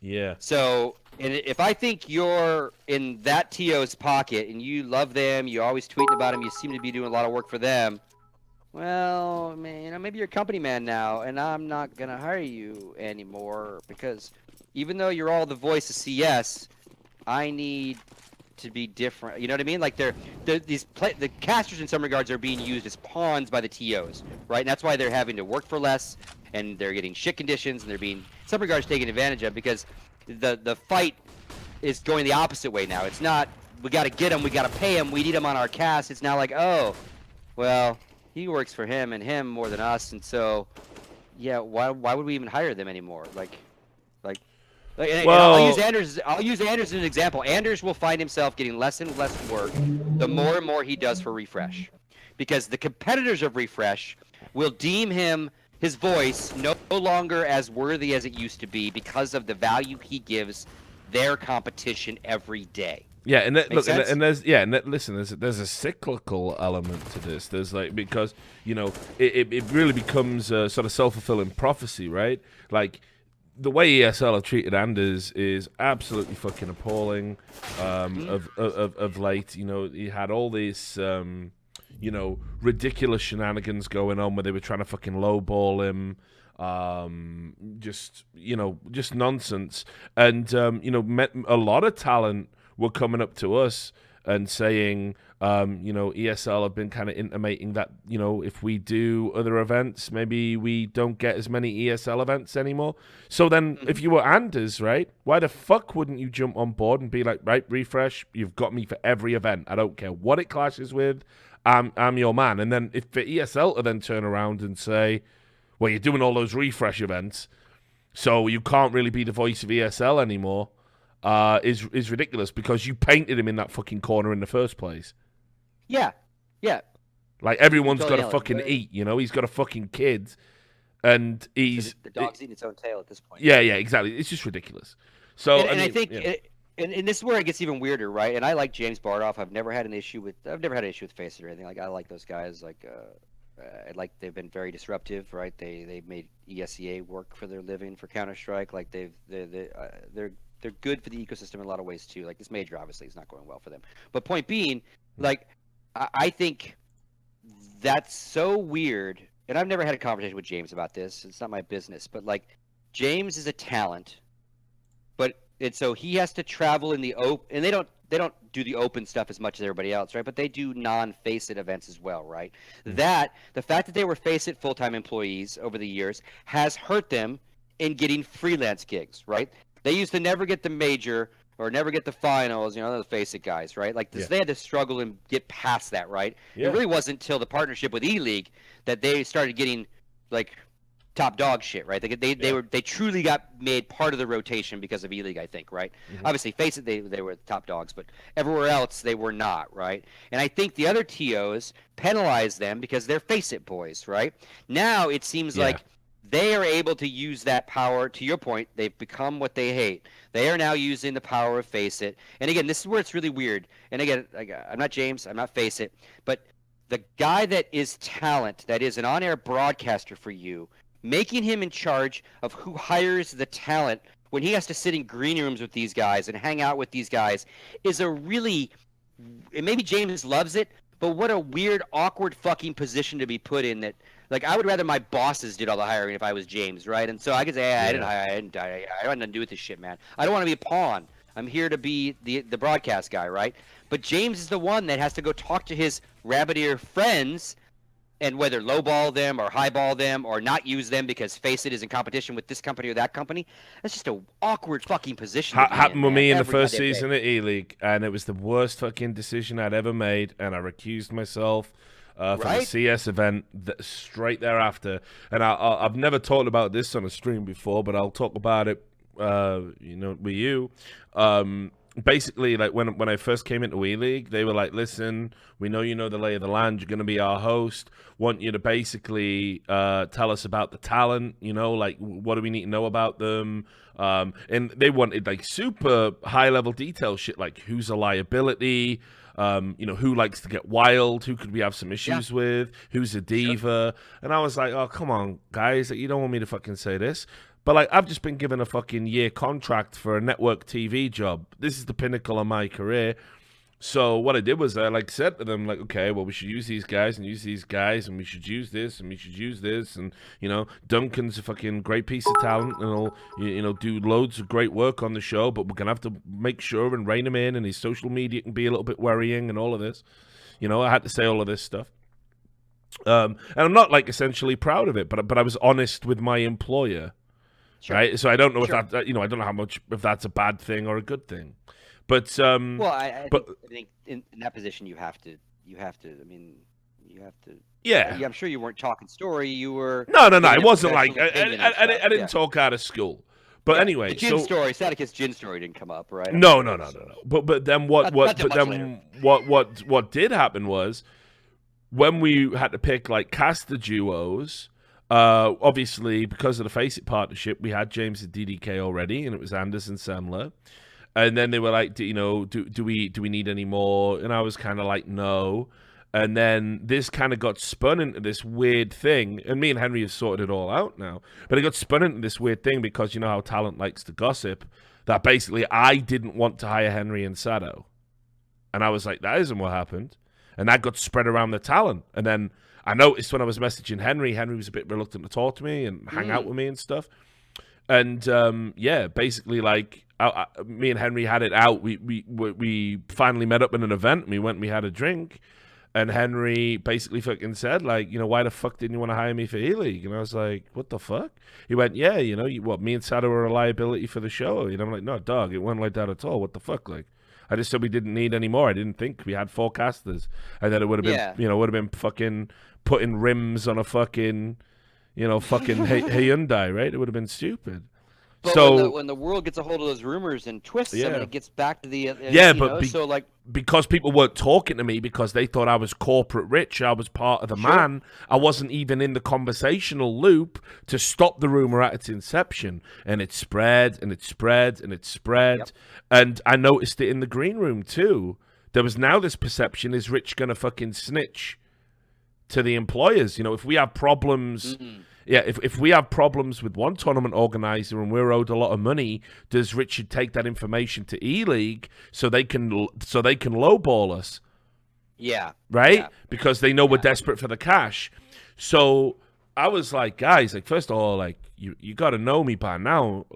I never do anything like that, but I understand why it was a consideration. I'm really fucking sorry. You're right. I should never have been in this position. And I said to E-League, shortly after, I said, I can't do that anymore, because a lot of these guys are my fucking friends. So yeah, it got real awkward. It nearly impacted on a friendship that I've had for fucking 15 years or whatever the fuck it is now with Henry. So real crazy very shit. long. So and again, that's obviously part of James' duties. He does many things at that company, I'm sure, behind the scenes, as well as talk about the game on air. But that one, I'd be like, no, I don't need to be scheduling around my friends, against my friends. I don't want to have to be the messenger of corporate dictation in the sense of we're paying this level. I don't want to. I just want to. I don't like that. Talent management's hard enough, right? Just being the guy that has to coordinate shit, right? But if you're a mate and a coworker in that sense, when you go to these different events, Red Eye did the same thing for a while. He was on air at events that he hired us all for, right? And so it's just you're putting yourself in a really tenuous position, right? Because what are your motivations for who you're hiring? If I was in a green room with James and I made an off-color remark and he notched that in, and then all of a sudden I'm not doing work for them anymore, is that why? Yeah. And again, I'm making that up, right? But those kind of things, right? It's just it puts James in a weird spot. It puts, again, and I think the biggest in taking James out of the equation, you have tournament organizers that are basically using talent and teams and kind of against each other. Well, we've got this deal, we've got that. I mean, West is a prime example. PEA is a prime example. Face It is the ECS is a team-owned Face It league. They all have these battle positions going, right? But now, talent is stuck in the middle. Oh no, you do all that work for ESL, so yeah, you must be in their pocket. So yeah, we don't really need you for the major, at least not the finals. We'll use you for some of that early bullshit though. Yeah, and that's what. It was like you say, just not a position I wanted to be in. There was other things that I became cognizant of. So when we did the show, there was this thing where, I called Anders and Semler the premier CSGO casting duo. And, I suppose I didn't really think about it, what the implication for that might be. But a lot of, all the other casters didn't like that at all. And I didn't realize. And, they saw it as an endorsement. And it was like I said, I came up with little intros for every commentary duo, Dan and James were the best of British. I had Henry and Sado. I think I had them as the bad boys from Bucharest for a little bit or something. And, it was just little things. But because I'd assigned this title of the premier CSGO casting duo to Anderson Semler, I think some of the other commentators took a little bit of umbrage with that because it looked like it was an endorsement and an endorsement by the network, Yeah, but even though at the time when you were using that phrase, it would have been inarguable that they were the number one duo, right? Maybe, but again, this is the other thing that we talk about, right? It's about that climb, it's about the ladder. And listen, I think who's the best and who isn't. I think it's super subjective. Sure. I hate that when the community are like, anyone who thinks James and DDK isn't the best commentary duo is a fucking people get really heated about it, and it's like, why can't you respect all of their differences? You know, James and DDK have a very different style, a different pace to Henry and Sadikist, and neither pairing is bad, right? You know, same with Anders and Moses. Anders and Moses is a different piece to Anders and Semler. It's like, you know, I never see this discussion really about who's the best like commentary pairings across network television for sports. No, you know, it doesn't seem to be as vitriolic. You occasionally see like, oh, you know, nobody likes Skip Bayless on a broadcast or whatever, you know. I understand it when you're an opinionated iconoclast. Yeah. But like the voice of the games all seem to be reasonably well respected, and personal preference doesn't seem to be as much of a dogmatic mantra as it is. I'm not watching this basketball game. Fuck these two casters. Yeah, exactly. You know, how mute casters, you know. Give me my two favorite voices. You know, it's like really bitter. So I hated that, and apparently what I'd inadvertently done, I think in the eyes of some of the casters, was I kind of fed into that bullshit, and it wasn't just coming from me. It, you know, because this was season 1, week 1, week 2, week 3. It was coming from the network as well, because I was the network's man. So that was a learning experience as well. And you can't do the job like without a healthy ego, like any of these guys would. Yeah, exactly. You know, so that's nothing like I'm mega upset about. I suppose in retrospect, it would have been better to call like, you know, Anders and Semler the originals or something like that, right? Yeah, rather than saying Premier.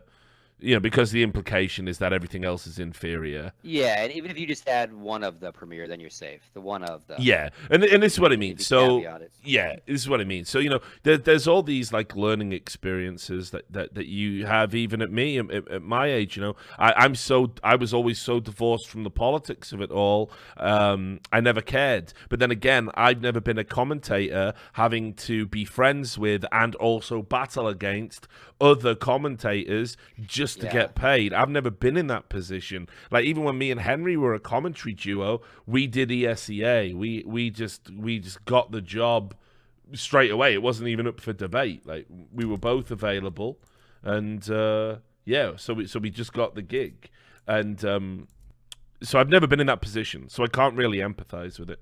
So I feel bad if I maybe contributed to, you know, any stress or whatever for those guys. Yeah, if anything, it was unintentional because, again, you weren't trying to light them up in that sense or pump up one side against the other. It's just the nature of nomenclature you use, but not necessarily. You weren't intentionally trying to feed Anders' ego, and you certainly weren't trying to lower the other's egos, right? It wasn't intentional. Yeah, so you know, look, it's like you say, the political side of it. Like I think whether you think about it or not, right? It's always kind of there, and you know, but equally as well. Sometimes I became embroiled in the politics where I was fighting for the players. You know, when if I ever got wind that the network was lowballing someone or didn't want to pay the rate, I'd be in there going, no, listen, you've got to have these guys. We've got to make this work. There was a time, I can't remember what it was, where I think Duncan had tweeted something. The network saw it. And, you know, and everything, because E-League was such an important project for Turner, everything was going to the vice president level. It wasn't going to, like, my boss, a project manager. It was going to the vice president of a TV network. So I had to... You know, I had many a fucking meeting with a vice president of a TV network. I'm just feeling like a fucking idiot because who the fuck am I? But you know, I remember going to bat for Duncan when he tweeted something out, and I think a vice president or maybe even the president just was like, we can't have this guy in, and I'm like, no, this is part of his shtick. You got to see the bigger picture here, you know. Yeah. So I found myself embroiled in a lot of battles at E-League, like I would have rather have been left out of. Sure.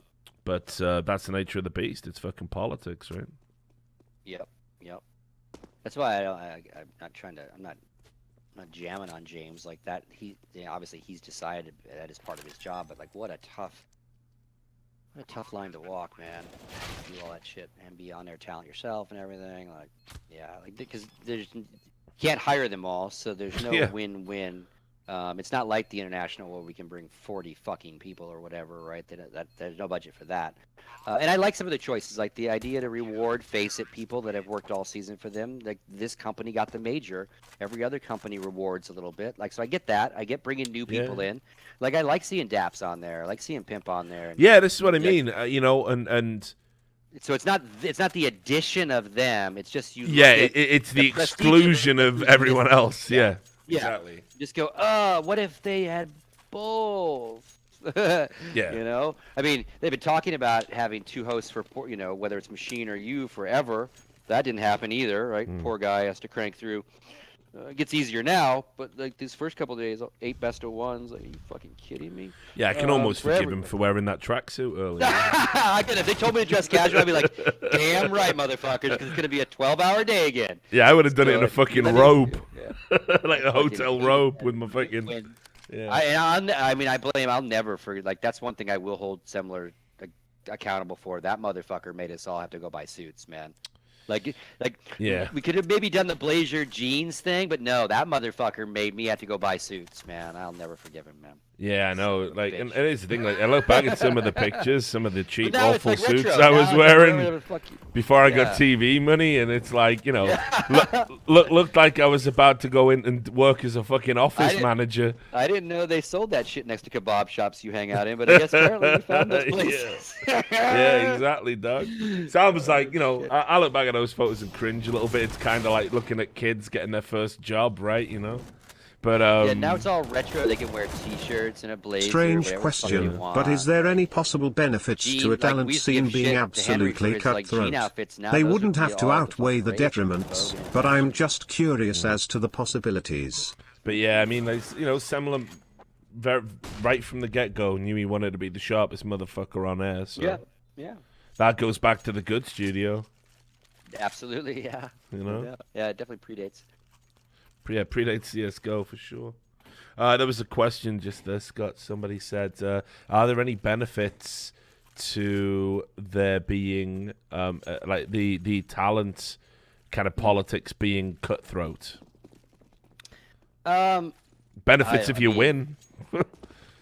If you live like Game of Thrones, as long as you benefits fucking... for who? I guess if you mean benefits on the player side, again, the benefits would be if you're an up-and-comer. Maybe it's a little more open now, a little more crazy, because, again, like, since they're all infighting, talent's going to say no or not get asked, so that might open up, again, more avenues for the next tier to get trained up and become the next set of stars. It certainly works in a TO favor in the sense that, like, you know, they bid against each other and go, well, these guys are paying, these guys will do it for this, they'll do it for that. But I truly think that the product suffers at the end of the day. Like, the amount of money that all people want, it's like your product suffers if you're not going to bring your A team, right? Unless you want to have a B team show. And again, you have to be on the B team for a while to get your comfortable, figure out if this is for you. Before, and it's just to know if your skill set goes to the next level, right? So I think as we train X players, like X players are great because they have knowledge that nobody else has about the game. But it's training them to be media savvy, to look good on a desk, deal with the weirdness of a desk, get that knowledge out quickly and concisely, and not stumble over what you say, right? X-Pros are great when they can be X-Pros that also have a great personality, can actually, like, really talk well, right? Now you've got the best of both worlds, right? And so, but that takes time. Like, if Daps will get better, the more Daps does it.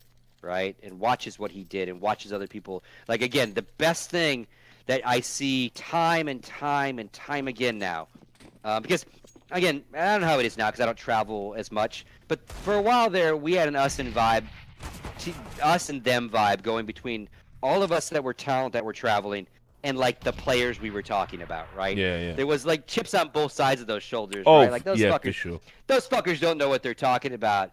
These players are fucking lazy and get overpaid. Like, we had these chips on both sides, right? That job's easy. You just fucking talk about it so you get it wrong all the time. Yeah, well, you're not doing so well. You keep losing, so obviously your job's not too hard either, right? Like, just the jabs, right? I mean, in the late night lobby discussions, right? After people have been drinking a little bit. Oh, God, those late night lobbies. I'll punch you in your horse motherfucking mouth or something like that, whatever. Yeah, anyway. Yeah. But point being, the minute one of those guys steps onto that desk, their very first tweet after day one.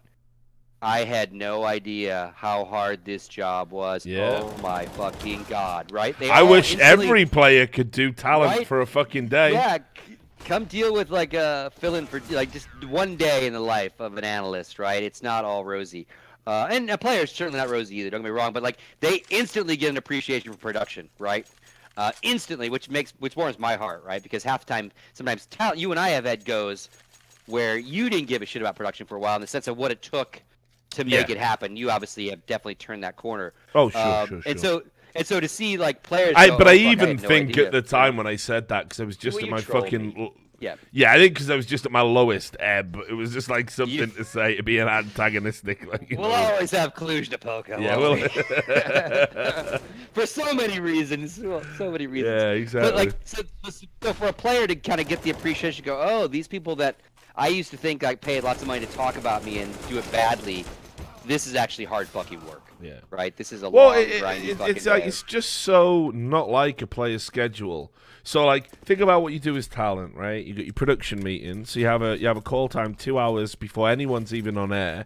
But here's the point: if you're the first, we've only just started doing this, where you get a lie in if you're not the first set of commentators, because everybody wants to get everyone out the hotel, make sure they're there, make sure they're awake. Make sure they didn't go out the night before. So if you're not on at 4 p.m., you're still going until 4 p.m. You're still going up for the 7 a.m. call time meeting, the production meeting. So you go there, and then you've got to sit in the green room or the canteen the rest of the time, watching the games, you know.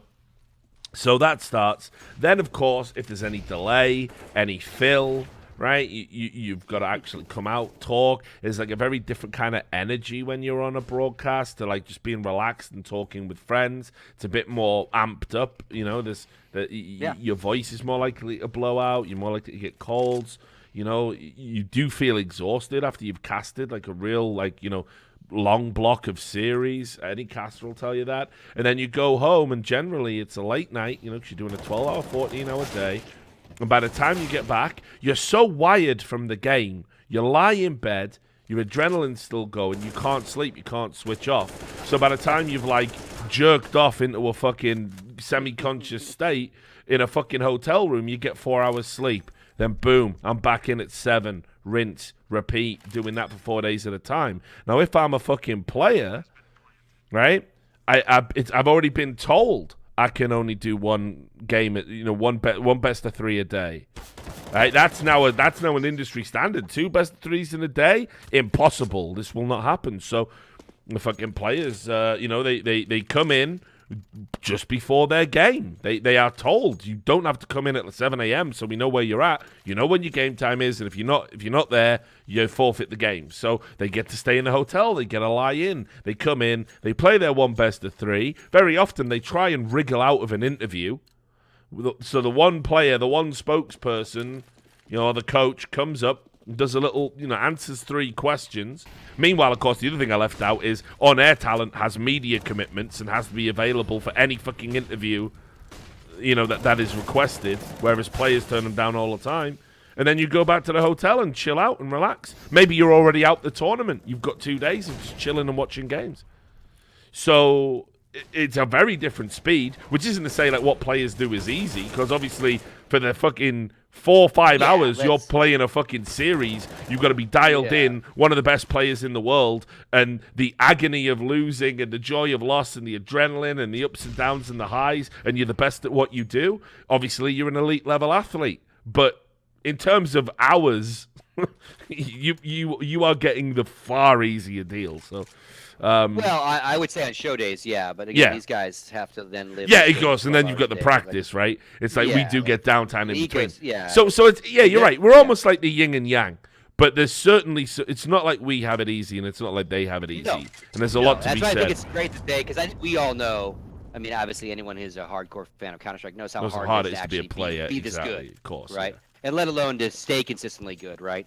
They are a different level.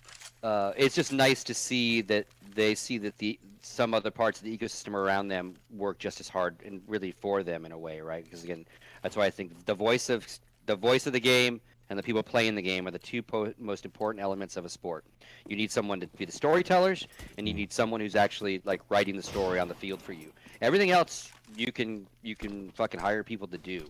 That are like there's a lot more of them, right? Like the skill, the super skill. Not to say that directing a show isn't its own skill set and running productions isn't its own super skill set. It is, but like at the end of the day, very few voices can do it well, and very few people can play it well. And it just again, it's disheartening to see these guys like just still like the same even shit that you and I- Sean we talked about Gez. in Green Room. Yeah. Even Sean Gez said it to me. He's like, "Fucking hell, this is hard." I'm like, "Yeah, I know, mate." I bet after this week, Daps is gonna be like, "Yep, nope, that was fun, but yeah, no fucking thanks, man." Yeah, and I you just know wanna the play." ones who never want to come back. I thought it was interesting, actually. You know, You ever got a Mo. player who's retired that's thinking about staying retired, or maybe being a caster, just have him go cast a mediocre to shitty event with delays, and he'll immediately want to be a pro player again. Yeah, absolutely. But like, that was what was good about working with Mo. Actually, despite the fact he'd never done it before, didn't complain at all. I guess when you're like a full-time streamer, you probably have the same kind of hours and you're doing the same kind of work.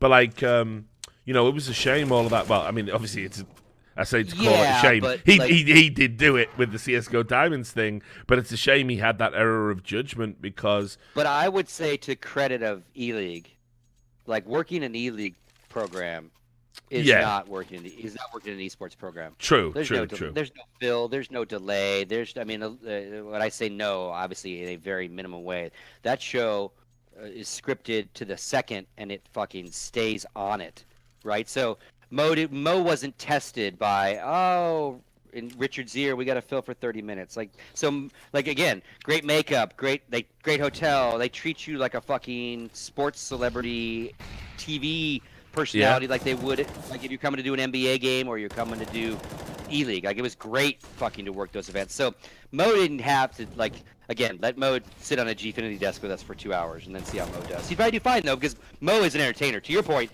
he is a streaming entertainment type. So him bullshitting, him flowing with it would actually probably be really good content. Well, he even said this is where I was headed with it. He even said that he would have liked to have come back, and you know, it just wasn't possible because of the negative connotations around fucking you're rigging a gambling site.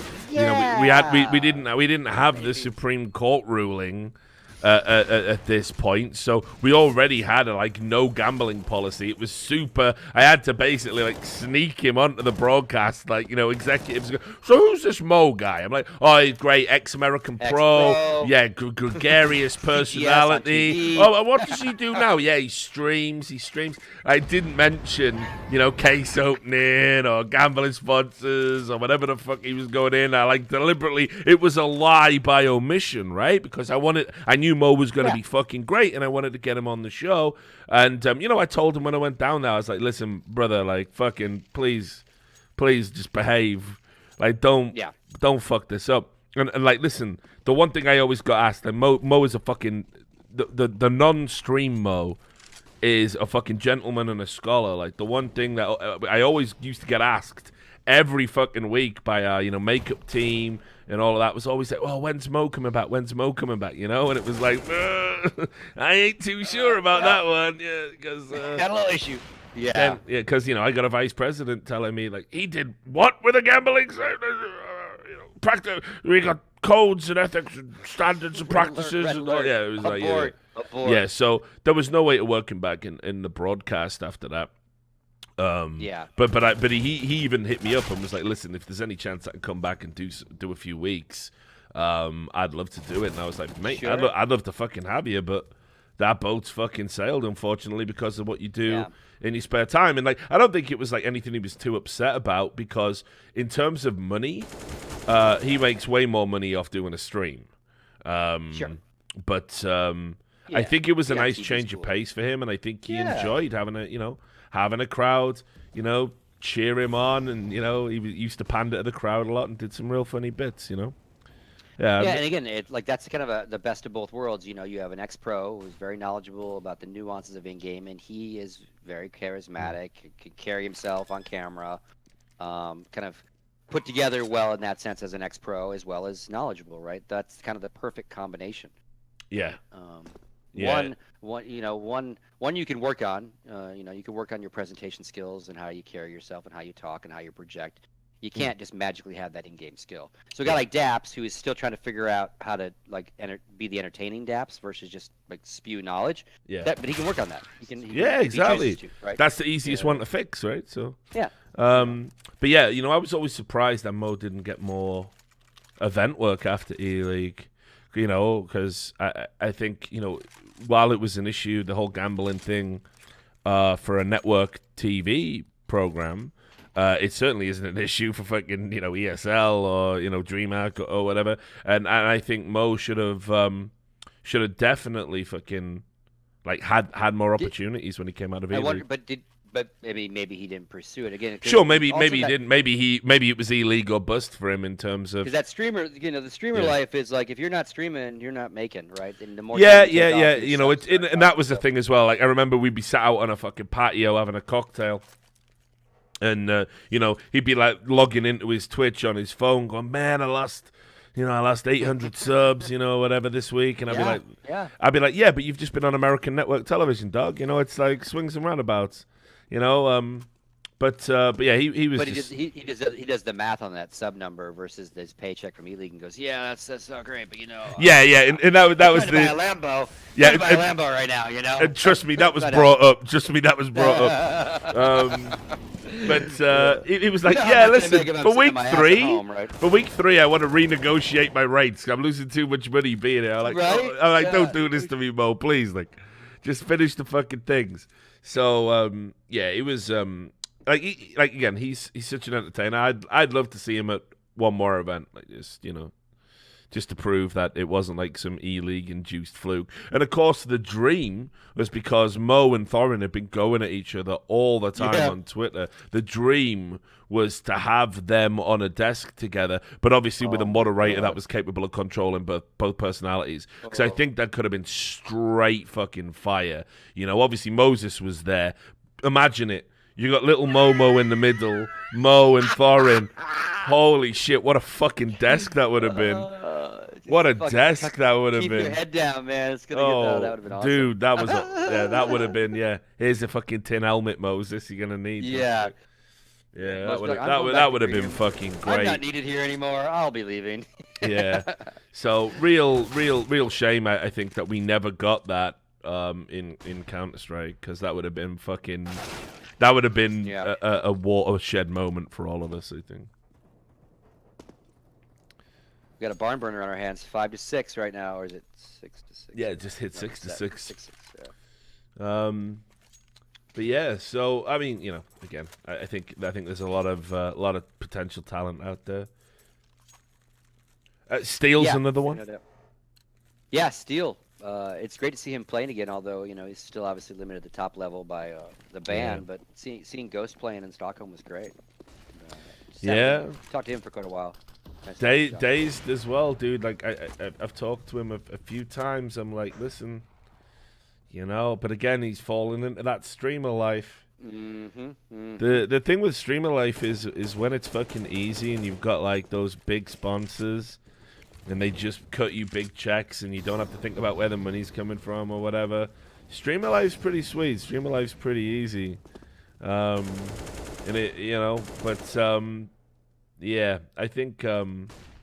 They're motivated by different things, I mean, obviously Josh is motivated by the competition still, right? Yeah. Josh still wants to play. Dazed definitely don't want to play anymore. Yeah.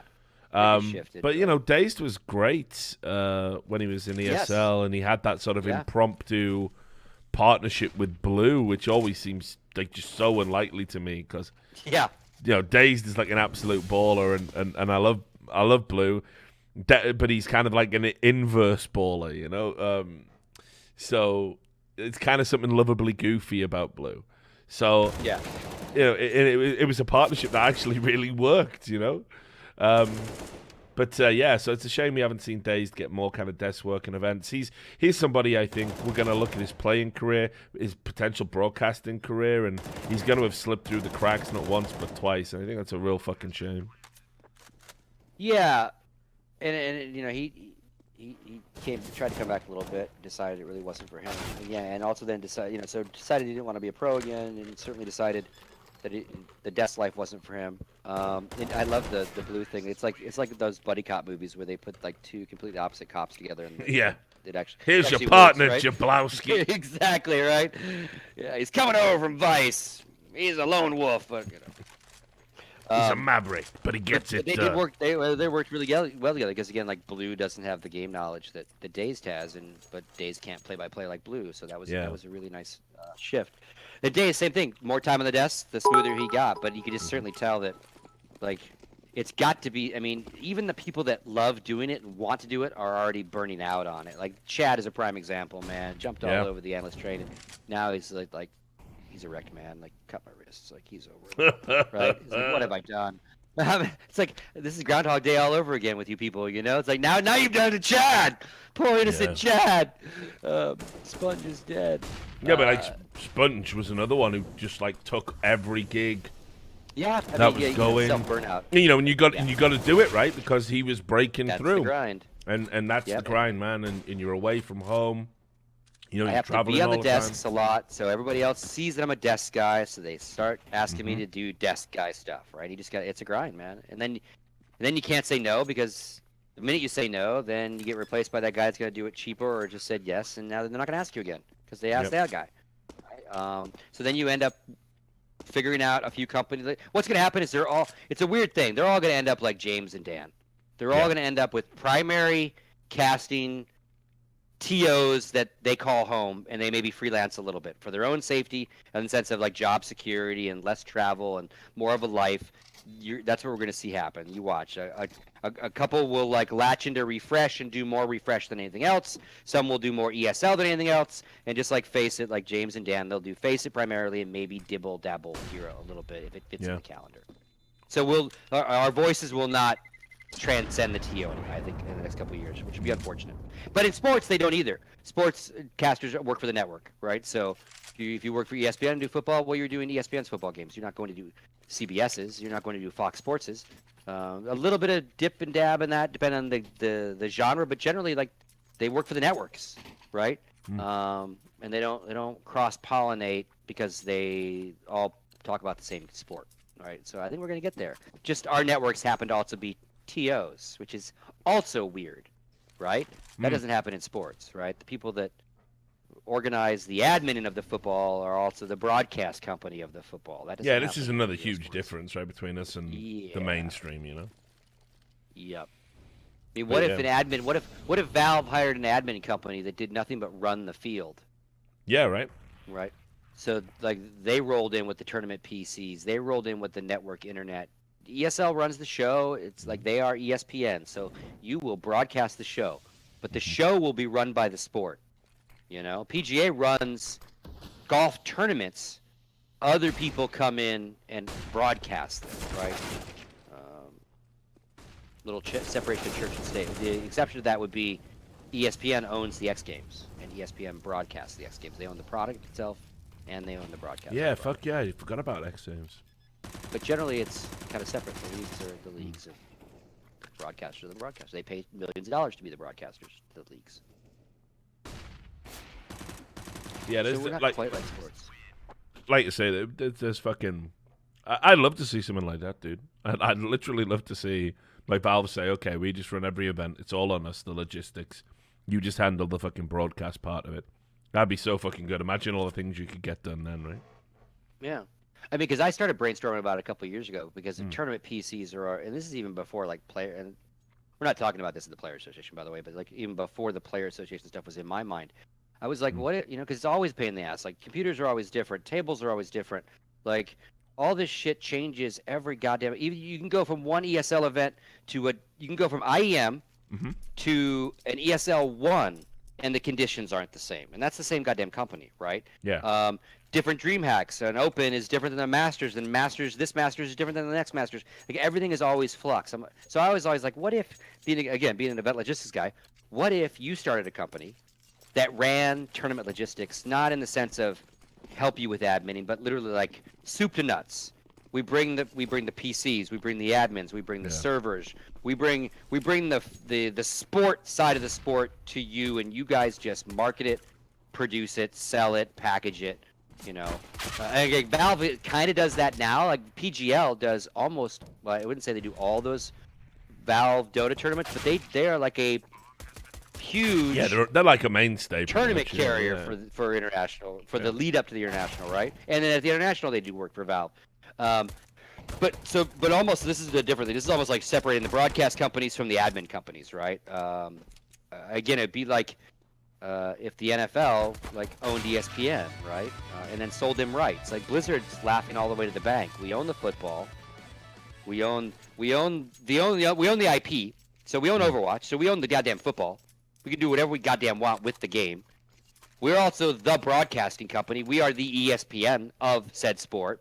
Mm-hmm. So when we sell broadcast rights, normally that's split between a lot of people in traditional sports, right? When the NFL sells the broadcast rights to ESPN for X amount of games, and even when you buy the official NFL Game Pass, as I do, I don't get all the live games. Yeah, you know, like I can't get Raiders games on it live. So everyone in our space is double dipping, right? They are the tournament organizer, they are the field, they put the sport on, and they're also the ones that are commercializing it, putting it in a package and shipping it out and selling it to Twitch for millions of dollars, right? They're both sides of what is normally, like, again, two very contentious sides in sports, you know? Rights being bought by broadcast companies to then monetize. But ESL's both those things. Blizzard's both those things, right? It's so they're double. I'm not saying the revenues are the same. Loving this coverage of the major, so relaxed and chill. And wish you were able to do this for more tourneys. Frown. The broadcaster. It's like, oh shit. Well, here's a question, and actually it links into a donation we just had there. Thanks for that. And now, wait, one thing. In Funger, you bring up a great point. NFL now, after 40 or 50 years of other people making money on the content, have the NFL network to what it is now. Yeah. It used to just be NFL Films, which was awesome side content, but they realized, wait a minute, we can do games too. We can have our, like, why give it all to ESPN? Why give it all to Fox Sports? NFL Network, let's do fucking games as well. Like, so they've realized that there's money in their own content, right? That's where that all comes from. Yeah, and you know, it ties in with this, and this got brought up with Dota. The donator said, been loving this coverage. It's a shame you can't do this for more tournaments. And of course, this is the key issue, right? On Dota 2, I could do this for every tournament because Valve hosts the servers, and they've made it abundantly clear that it don't matter if ESL are running the tournament. If I get access to the game, I can broadcast the exact same game on a Valve server. It's their IP, and nobody can stop me. And woe betide anyone does, because Valve don't like it. But there's a few rules that they put in place as to monetization and what you can't do and what you can do, but those are easily abided by to do exactly what you're doing right now. Yeah, and you know, but for the major, you do this in a room together, and you could monetize it. But here's the thing, and I've talked about this privately with tournament organizers, like, if I ever get sent an IP for a game, and I wanted to do an alternative stream for the IP on the game, where are we at with the legality for this? Like, obviously, I don't, be out of a sense of, you know, courtesy again to my fellow industry professionals. But, you know, if I got sent an IP from, like, let's say, I don't know, a DreamHack, and it was a final, and it was 2 teams, and I knew the players on there, and I wanted to do an alternate stream at a final with guests coming in and out like this, and I've been sent the server IP. Is it not allowed because it's their server, or what? How like who actually owns the rights to that gameplay footage? Yeah, and Dota would, and the Dota side of it, they certainly would let you do that as long as you're using the true in-game client. You don't have commentators, and you don't have. So if I have a GoTV IP. So if you had a GoTV IP. Yeah. But I don't. technically, then you should be good to go. But what Valve hasn't, we haven't had a precedent case like they had in Valve, right? Yeah. So Valve has not come out and said, first off, to all tournament organizers, you must have public accessible GoTV, right? Because I think now a tournament organizer can not allow it, right? We have had tournaments without GoTVs, right? Yeah, and that's the other thing. Should that ever happen, So should that happen? Yeah, I think Valve should insist that if you're running a CS:GO tournament, I think GoTV should be a given. That's especially now that they're giving away the client for free. Exactly. To watch and play bots. So all the more reason they would want that to be an easy barrier of entry. Oh, just watch in game, right? This one is obviously provided by Faceit that you're on because there's a Faceit graphic there, right? So that's put on there. So would the Richard Lewis sideshows get so goddamn popular, and so many people start doing it that TOs would stop allowing public GoTVs? Yeah. Which would then trigger Valve to make a decision on it. That's right? the road we'd have to go down. That's the road we're going on. Because right now, most of them offer it, but very few, I would say, are making side content live like this, right? And certainly, again, I'm watching both. Like I have your thing going. Yeah. You're watching, and I have the stream going, so they got my view over here. Yeah, right? so but most of us, they probably do. But think about it in Dota as well. One of the great things about the Dota community is you have this embarrassment of riches. Like, I'm a BSJ subscriber. I watch his stream regularly. I like watching him when there's a tournament on, and sometimes I'll try and dual watch the streams. I like his level of insight in games. I think he's a funny guy. And, I really enjoy what he offers. I'm not a Bulldog guy, but I've donated to Bulldog. I've watched his stream. I think he also appeals to a very different audience that would watch a mainstream. He's more comedy-focused, and that's great. And you've got these options when there's a tournament. But, in CSGO, no, absolutely not. And as you said, a lot of TOs, there isn't even a GoTV relay. And I think I understand it, again, putting my TO head on, I understand it if, somebody can just take the gameplay from your tournament and have a more popular stream than you. And let's be real, that's why ESL shut down Admiral Bulldog's stream. It wasn't that he was doing it, it's that he had fucking 40,000 people watching it, and they had 8.5K showing up as a number on their Facebook stream. It gets into the really big debate of IP rights, right? It really, at its core, and I imagine legally will get tested, because some would say that this is just a side discussion of when does Valve not own the game anymore, period. Yeah. Right? Yeah. When does their IP become publicly used for something else and transformative enough in legalese to where Valve loses control over it? I mean, Blizzard had to sue Kespa over Brood War and again in Korea law, but they lost, and they basically were told, you abandoned this product. This is not what Kespa did to this, and what they've made, these businesses they've made out of it. We've kept your game alive long after you fucked off. Is actually in spite of you, not because of you, right? So because TL Taylor, the lady from MIT who writes these really awesome, like the only academic person breaking down our world, right? Whether it's streaming or the differences of sports to traditional sports, and that's her big thing. Is like, when is it transformative enough that when ESL puts people in a booth on a stage, puts all this show around it, that actually the total control becomes theirs? Yeah, they own that football. And that is a huge landmark legal case that we probably skip to in the next 5 years. But this is I think in the short term, it's just got to be this. If your stream, with all the talent you hire and all the production you have, if your official TO stream can't get more viewers than a guy just talking into a webcam, you need to have a fucking long hard think about what you're doing.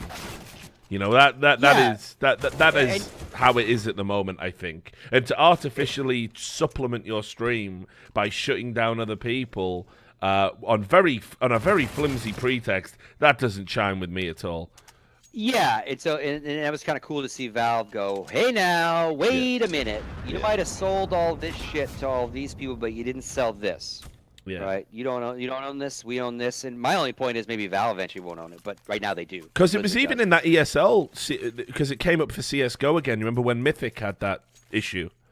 And we went through and we looked at the rules. It even came up for CSGO that ESL were trying to claim they own the demo footage. Yeah. They said it in their contract. Like, it's there in black and white. You know, the implication being if I decided to watch a demo and stream it, ESL could shut it down with a DMCA. And I'm like, listen, I even messaged them. I said, listen, guys, I'll do this. And I think I tweeted it out publicly. I said, I'll do this just to see if you have the fucking stones to come at me. Because there's no fucking way you own any of that. Yeah. There's no way you own a fucking file that Valve made that is an algorithmic interpretation of a fucking game that Valve made, and I play it on a game I bought on my stream. Like, you don't own any of this. But they could say that without them hosting said tournament, that file never gets created, so therefore there is some ownership there. Nah, yes, the tools were used to create it, but I threw the party that everyone came to. If I don't throw the party, that piece of content that you want to borrow, use, whatever, doesn't get created. So at the end of the day, I am more important than Valve because it's not about the game anymore. It's about what I did with the game, right? Yeah. I'm not necessarily. I'm devil's advocating here. Yeah, right? No, I can tell you. These devil's are the court cases, right? Yeah. Because it's same thing could be like. Who's Blizzard? I know you think you're the only one that can run an Overwatch league, but watch me get my 50 million going and start one here. Well, I'll tell you a story about the Overwatch league that ties into this as well. I'm not starting one, by the way, but yeah, you probably know this as well.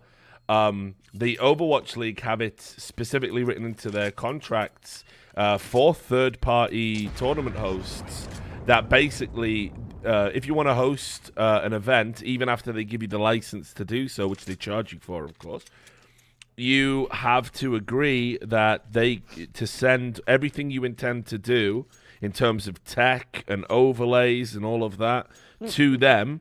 And if anything is better than what they have in the OWL, you're not allowed to use it. Sure. Because they don't want a third-party product to overshine. We're the only one that's going to be not innovating. Yeah, and that is gospel truth. This is another reason why, like, people always say, "Oh, why are you so down on the Overwatch League?" They actually are stopping third-party tournament organizers from innovating, and making cool things for the fan because they don't want anything out there to look better than the Overwatch League.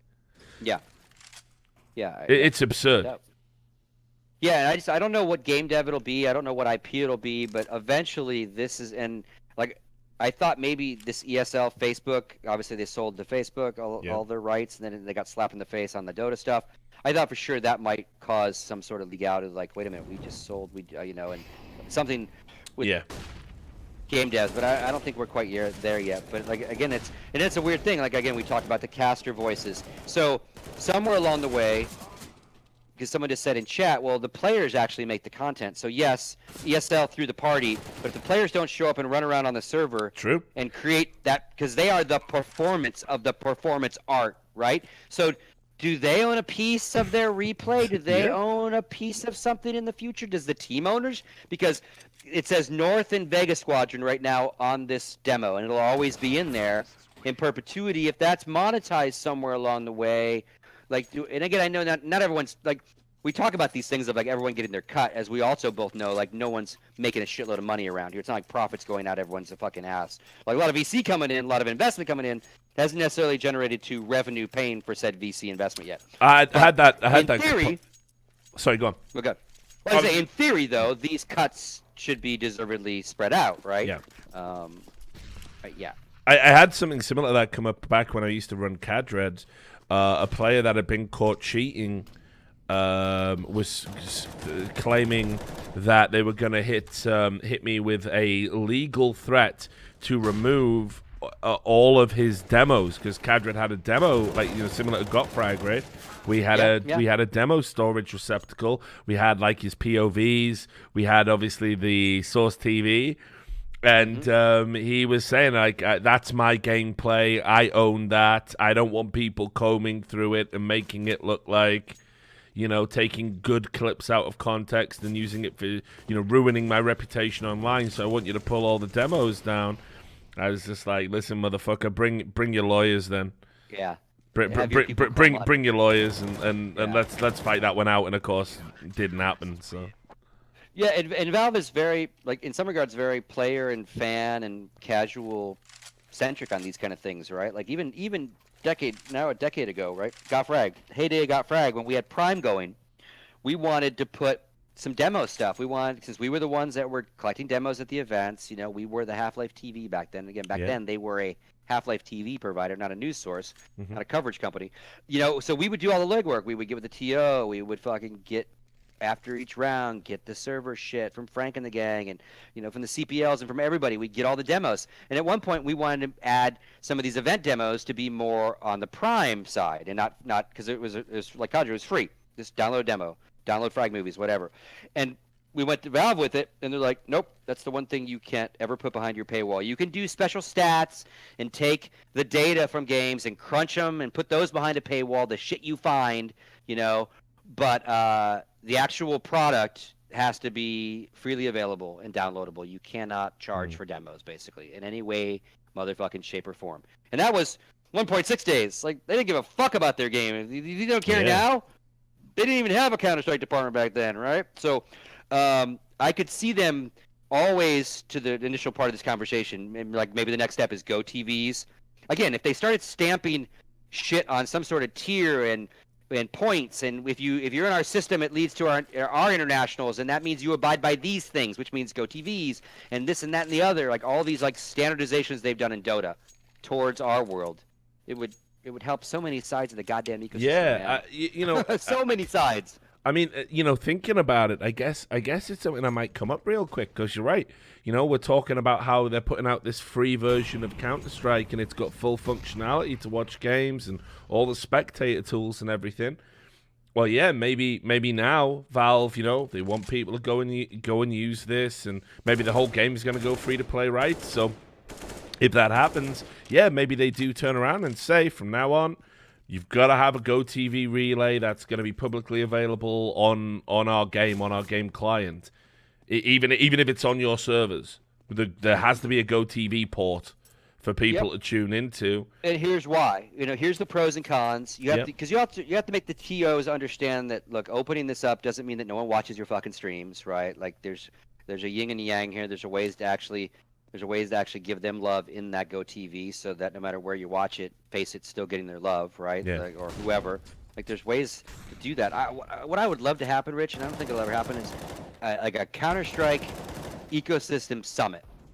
Like, where we go somewhere for a week, all the TOs that give a fuck, Valve, team owners that give a fuck, you know, the team organizations, the WESAs, the PAs, the player association shows up, all stakeholders, media companies, everyone who gives about, and like literally like just fucking beat the shit out of everything, man. Like from to what you've been talking about casual mode and better matchmaking and better maps and things for that ecosystem that lead to the bigger ecosystem, and just like, because otherwise it's just gonna keep like carnivoring itself and chewing, and like Valve will sit over here keeping an eye and crunching analytics on it, and again I say it'll never happen because again there's too many disparaged and, you know, desperate, wrong word, I know, parties just ever want to get like have a retreat of like, do we want this game to be here in 5 years, or do you want Overwatch and that to be the only kind of thing that happens, right? Because Call of Duty will get franchised next, right? So they were offering back when they were struggling to get VC groups to invest in the Overwatch leagues, they were offering franchises in a Call of Duty league that didn't even exist yet as extra leverage. Buy it now. Yeah, buy it now. And you get in Sunday, you get your own Overwatch team as well as a Call of Duty team if and when we do Yeah. I mean, because that was one of the big stickling points for a lot of these. They're like, wait, so, for example, we're the LA team, but we're not the LA team for Call of Duty, just for Overwatch. We want to be the LA team for all Blizzard IP. Like, we want to, if you run a, it makes sense. Yeah, if you for Activision Blizzard IP, if you start running a sick Hearthstone league, our player's the LA player. Like, come on, like, and Activision Blizzard were like, well, no, because like it's going to limit how many people are going to come in. So there's a lot of back and forth, and in the end, for the people they did want to invest, i.e., not some of the third-rate esports teams that they had to go to because they couldn't fill all the slots in time. They basically said to the bigger ones, like the crafts obviously get whatever the fuck they want. When we do the franchising in this Call of Duty League, we will give you the team that fits into your region as well, and that's a promise. Now, here's what I heard, and again, grain of salt, rumor stuff. Yeah. I heard while they targeted sports money for Overwatch, they're targeting celebrity entertainment, hip hop, music money for Call of Duty. Yeah. They don't want the same people. No, they could get more Kraft's money, but they want Kraft's money and Snoop Dogg's money. Yeah, right. This is absolutely true. The what they want to do for the Call of Duty thing. Rumor? Okay. Yeah. It's actually a pretty good rumor. They've said that they're looking at the entertainment consortiums. Yeah. So it's interesting, actually. There's a lot of sports stars that are trying to get in. I heard Floyd Mayweather's got a consortium going around, looking to buy some shit. That's a meeting I take all day long. Jesus, yeah. But they want to get entertainers in there. And have these groups of entertainers that like band together and create these weird little funds and little groups. They want to get that, and they think it'll be a great fit for Call of Duty, because there's a lot of overlap with some hip hop culture and whatnot there. Yeah, little raw, less professional, So they sold the NFL guys on the new NFL. They're gonna sell the hip entertainers on the new MMA kind of edgy Call of Duty. Call of Duty, you guys have played for years. Yeah, that's where they're going with it. And they get, again, money from all sides versus just more money from the same guys, right? Why not? Yeah, and this is the other thing as well. They want to get as many people putting as much money in, because it is literally like these leagues that they're building. It's not costing them a dime up front. Yeah. You go out, hey, we're making this league. It's gonna need to buy a slot, probably about $20 million. And they go, okay, we'll do it. Here's your 20 mil. Well, that's 20 mil up front I've just got for nothing. Esports Patreon live. Yeah, it's insane, right? Get it on tier 1, tier 2, and tier 3 of Overwatch. And this is why, they hustled so hard and were going around literally, name dropping Robert Kraft like not non-stop to everyone. Oh, yeah. That's why he gets deferred payments. I don't even think he's paid a cent yet. Oh, no. But yeah, it's just hilarious. Because up front, there was a ton of people who didn't want to go into it. Because, I took a few phone calls from these VC groups, and they said, listen, we've been told, you're a guy to talk to. We'll pay you this much for your time, but tell us what you think of this investment. And I was like, well, look, the call's going to be real short, so you can half the fee. Don't do it. Don't do it. It's smoke and mirrors. Don't do it. Yeah, I mean, they're building something. I just don't know if enough people will come. The key now isn't whether or not they can secure more investment. The key now is the viewership. Yeah. Because it's been slowly decreasing season upon season. Their tournament structure is a mess. Sometimes less is more. They got so many fucking games over in Overwatch. The way they handled the playoffs, it was just all over the fucking place. You're trying to follow the season and all this shit. So yeah, it was really weird. And the numbers don't lie. It has each season they had slightly less and slightly less and slightly less. Everyone knows player numbers are down in Overwatch. They haven't balanced the game well. It's been slipping down how popular it is in PC bangs, right? And this is all happening with a backdrop of League of Legends dying on its arse. So you would think Overwatch would be flourishing a little bit, getting some of those like players, that are out there, leaving one game on an exodus looking for another. They're not. So is 6 new franchises gonna get more eyeballs on the game? I don't know. I really don't know. So I think Overwatch isn't failing anywhere near as bad as I thought it would do. But what are they doing to the game to generate new viewers, new players, have this renewed and sustained interest?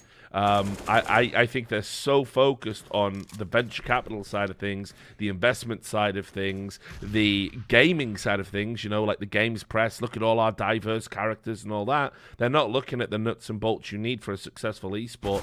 And I think this is like the crunch time, Yeah. Again, like we live and breathe by like how popular our game stays. That is part of the bread and butter. It's like in the restaurant business, you need your regulars, even if you're in a tourist location. Like that's who keeps you open on Tuesday, right? You need a regular base. So all good esports have them. Every esport worth their grain of salt has some sort of base to it. That's how it all starts. So they have a base, right? The problem with the game itself is the same problem MOBAs have. Is the only way you keep a player, forget esports for a second, the only way you keep a player base going in a class-based MOBA game is continually update and give me new ones. I need more heroes. I need more champions. I need more of whatever your game calls them. That's how you keep it fresh, right? That's why Dota has 100 plus, right? And these guys can't even balance the ones they fucking got. Right? And that's how you keep the game playable, right? Team Fortress suffers from the opposite. Only X amount of classes, only going to be so popular, even though those classes are badass. The idea of a popular class-based shooter is continually giving me more heroes to fuck with, which makes, again, balancing an issue. But that's what keeps people buying your game. Who's going to buy Overwatch today? Yeah, like basically it's a nightmare for pros. It's a nightmare for pros, but that's what you need for casuals. And if you don't have casuals, you have no fucking pros. Yeah. So if your player base slowly, if it stagnates and then actually starts dwindling off of your peak game, which they have, like they're not setting records anymore, right? Overwatch is not setting records for players in game. And again, they use accounts as the number, which is bullshit. I have an Overwatch account. I haven't played Overwatch in 2 fucking years, but I'm in their counts, right, as a player, right? So it's more like actives, right? Who actually plays the game, not who bought the game, right? But both are going down. Active players has gone down from its peak, and people buying the game every day has gone down from its peak. And again, the way you keep that up is you drop new heroes, you keep tweaking meta.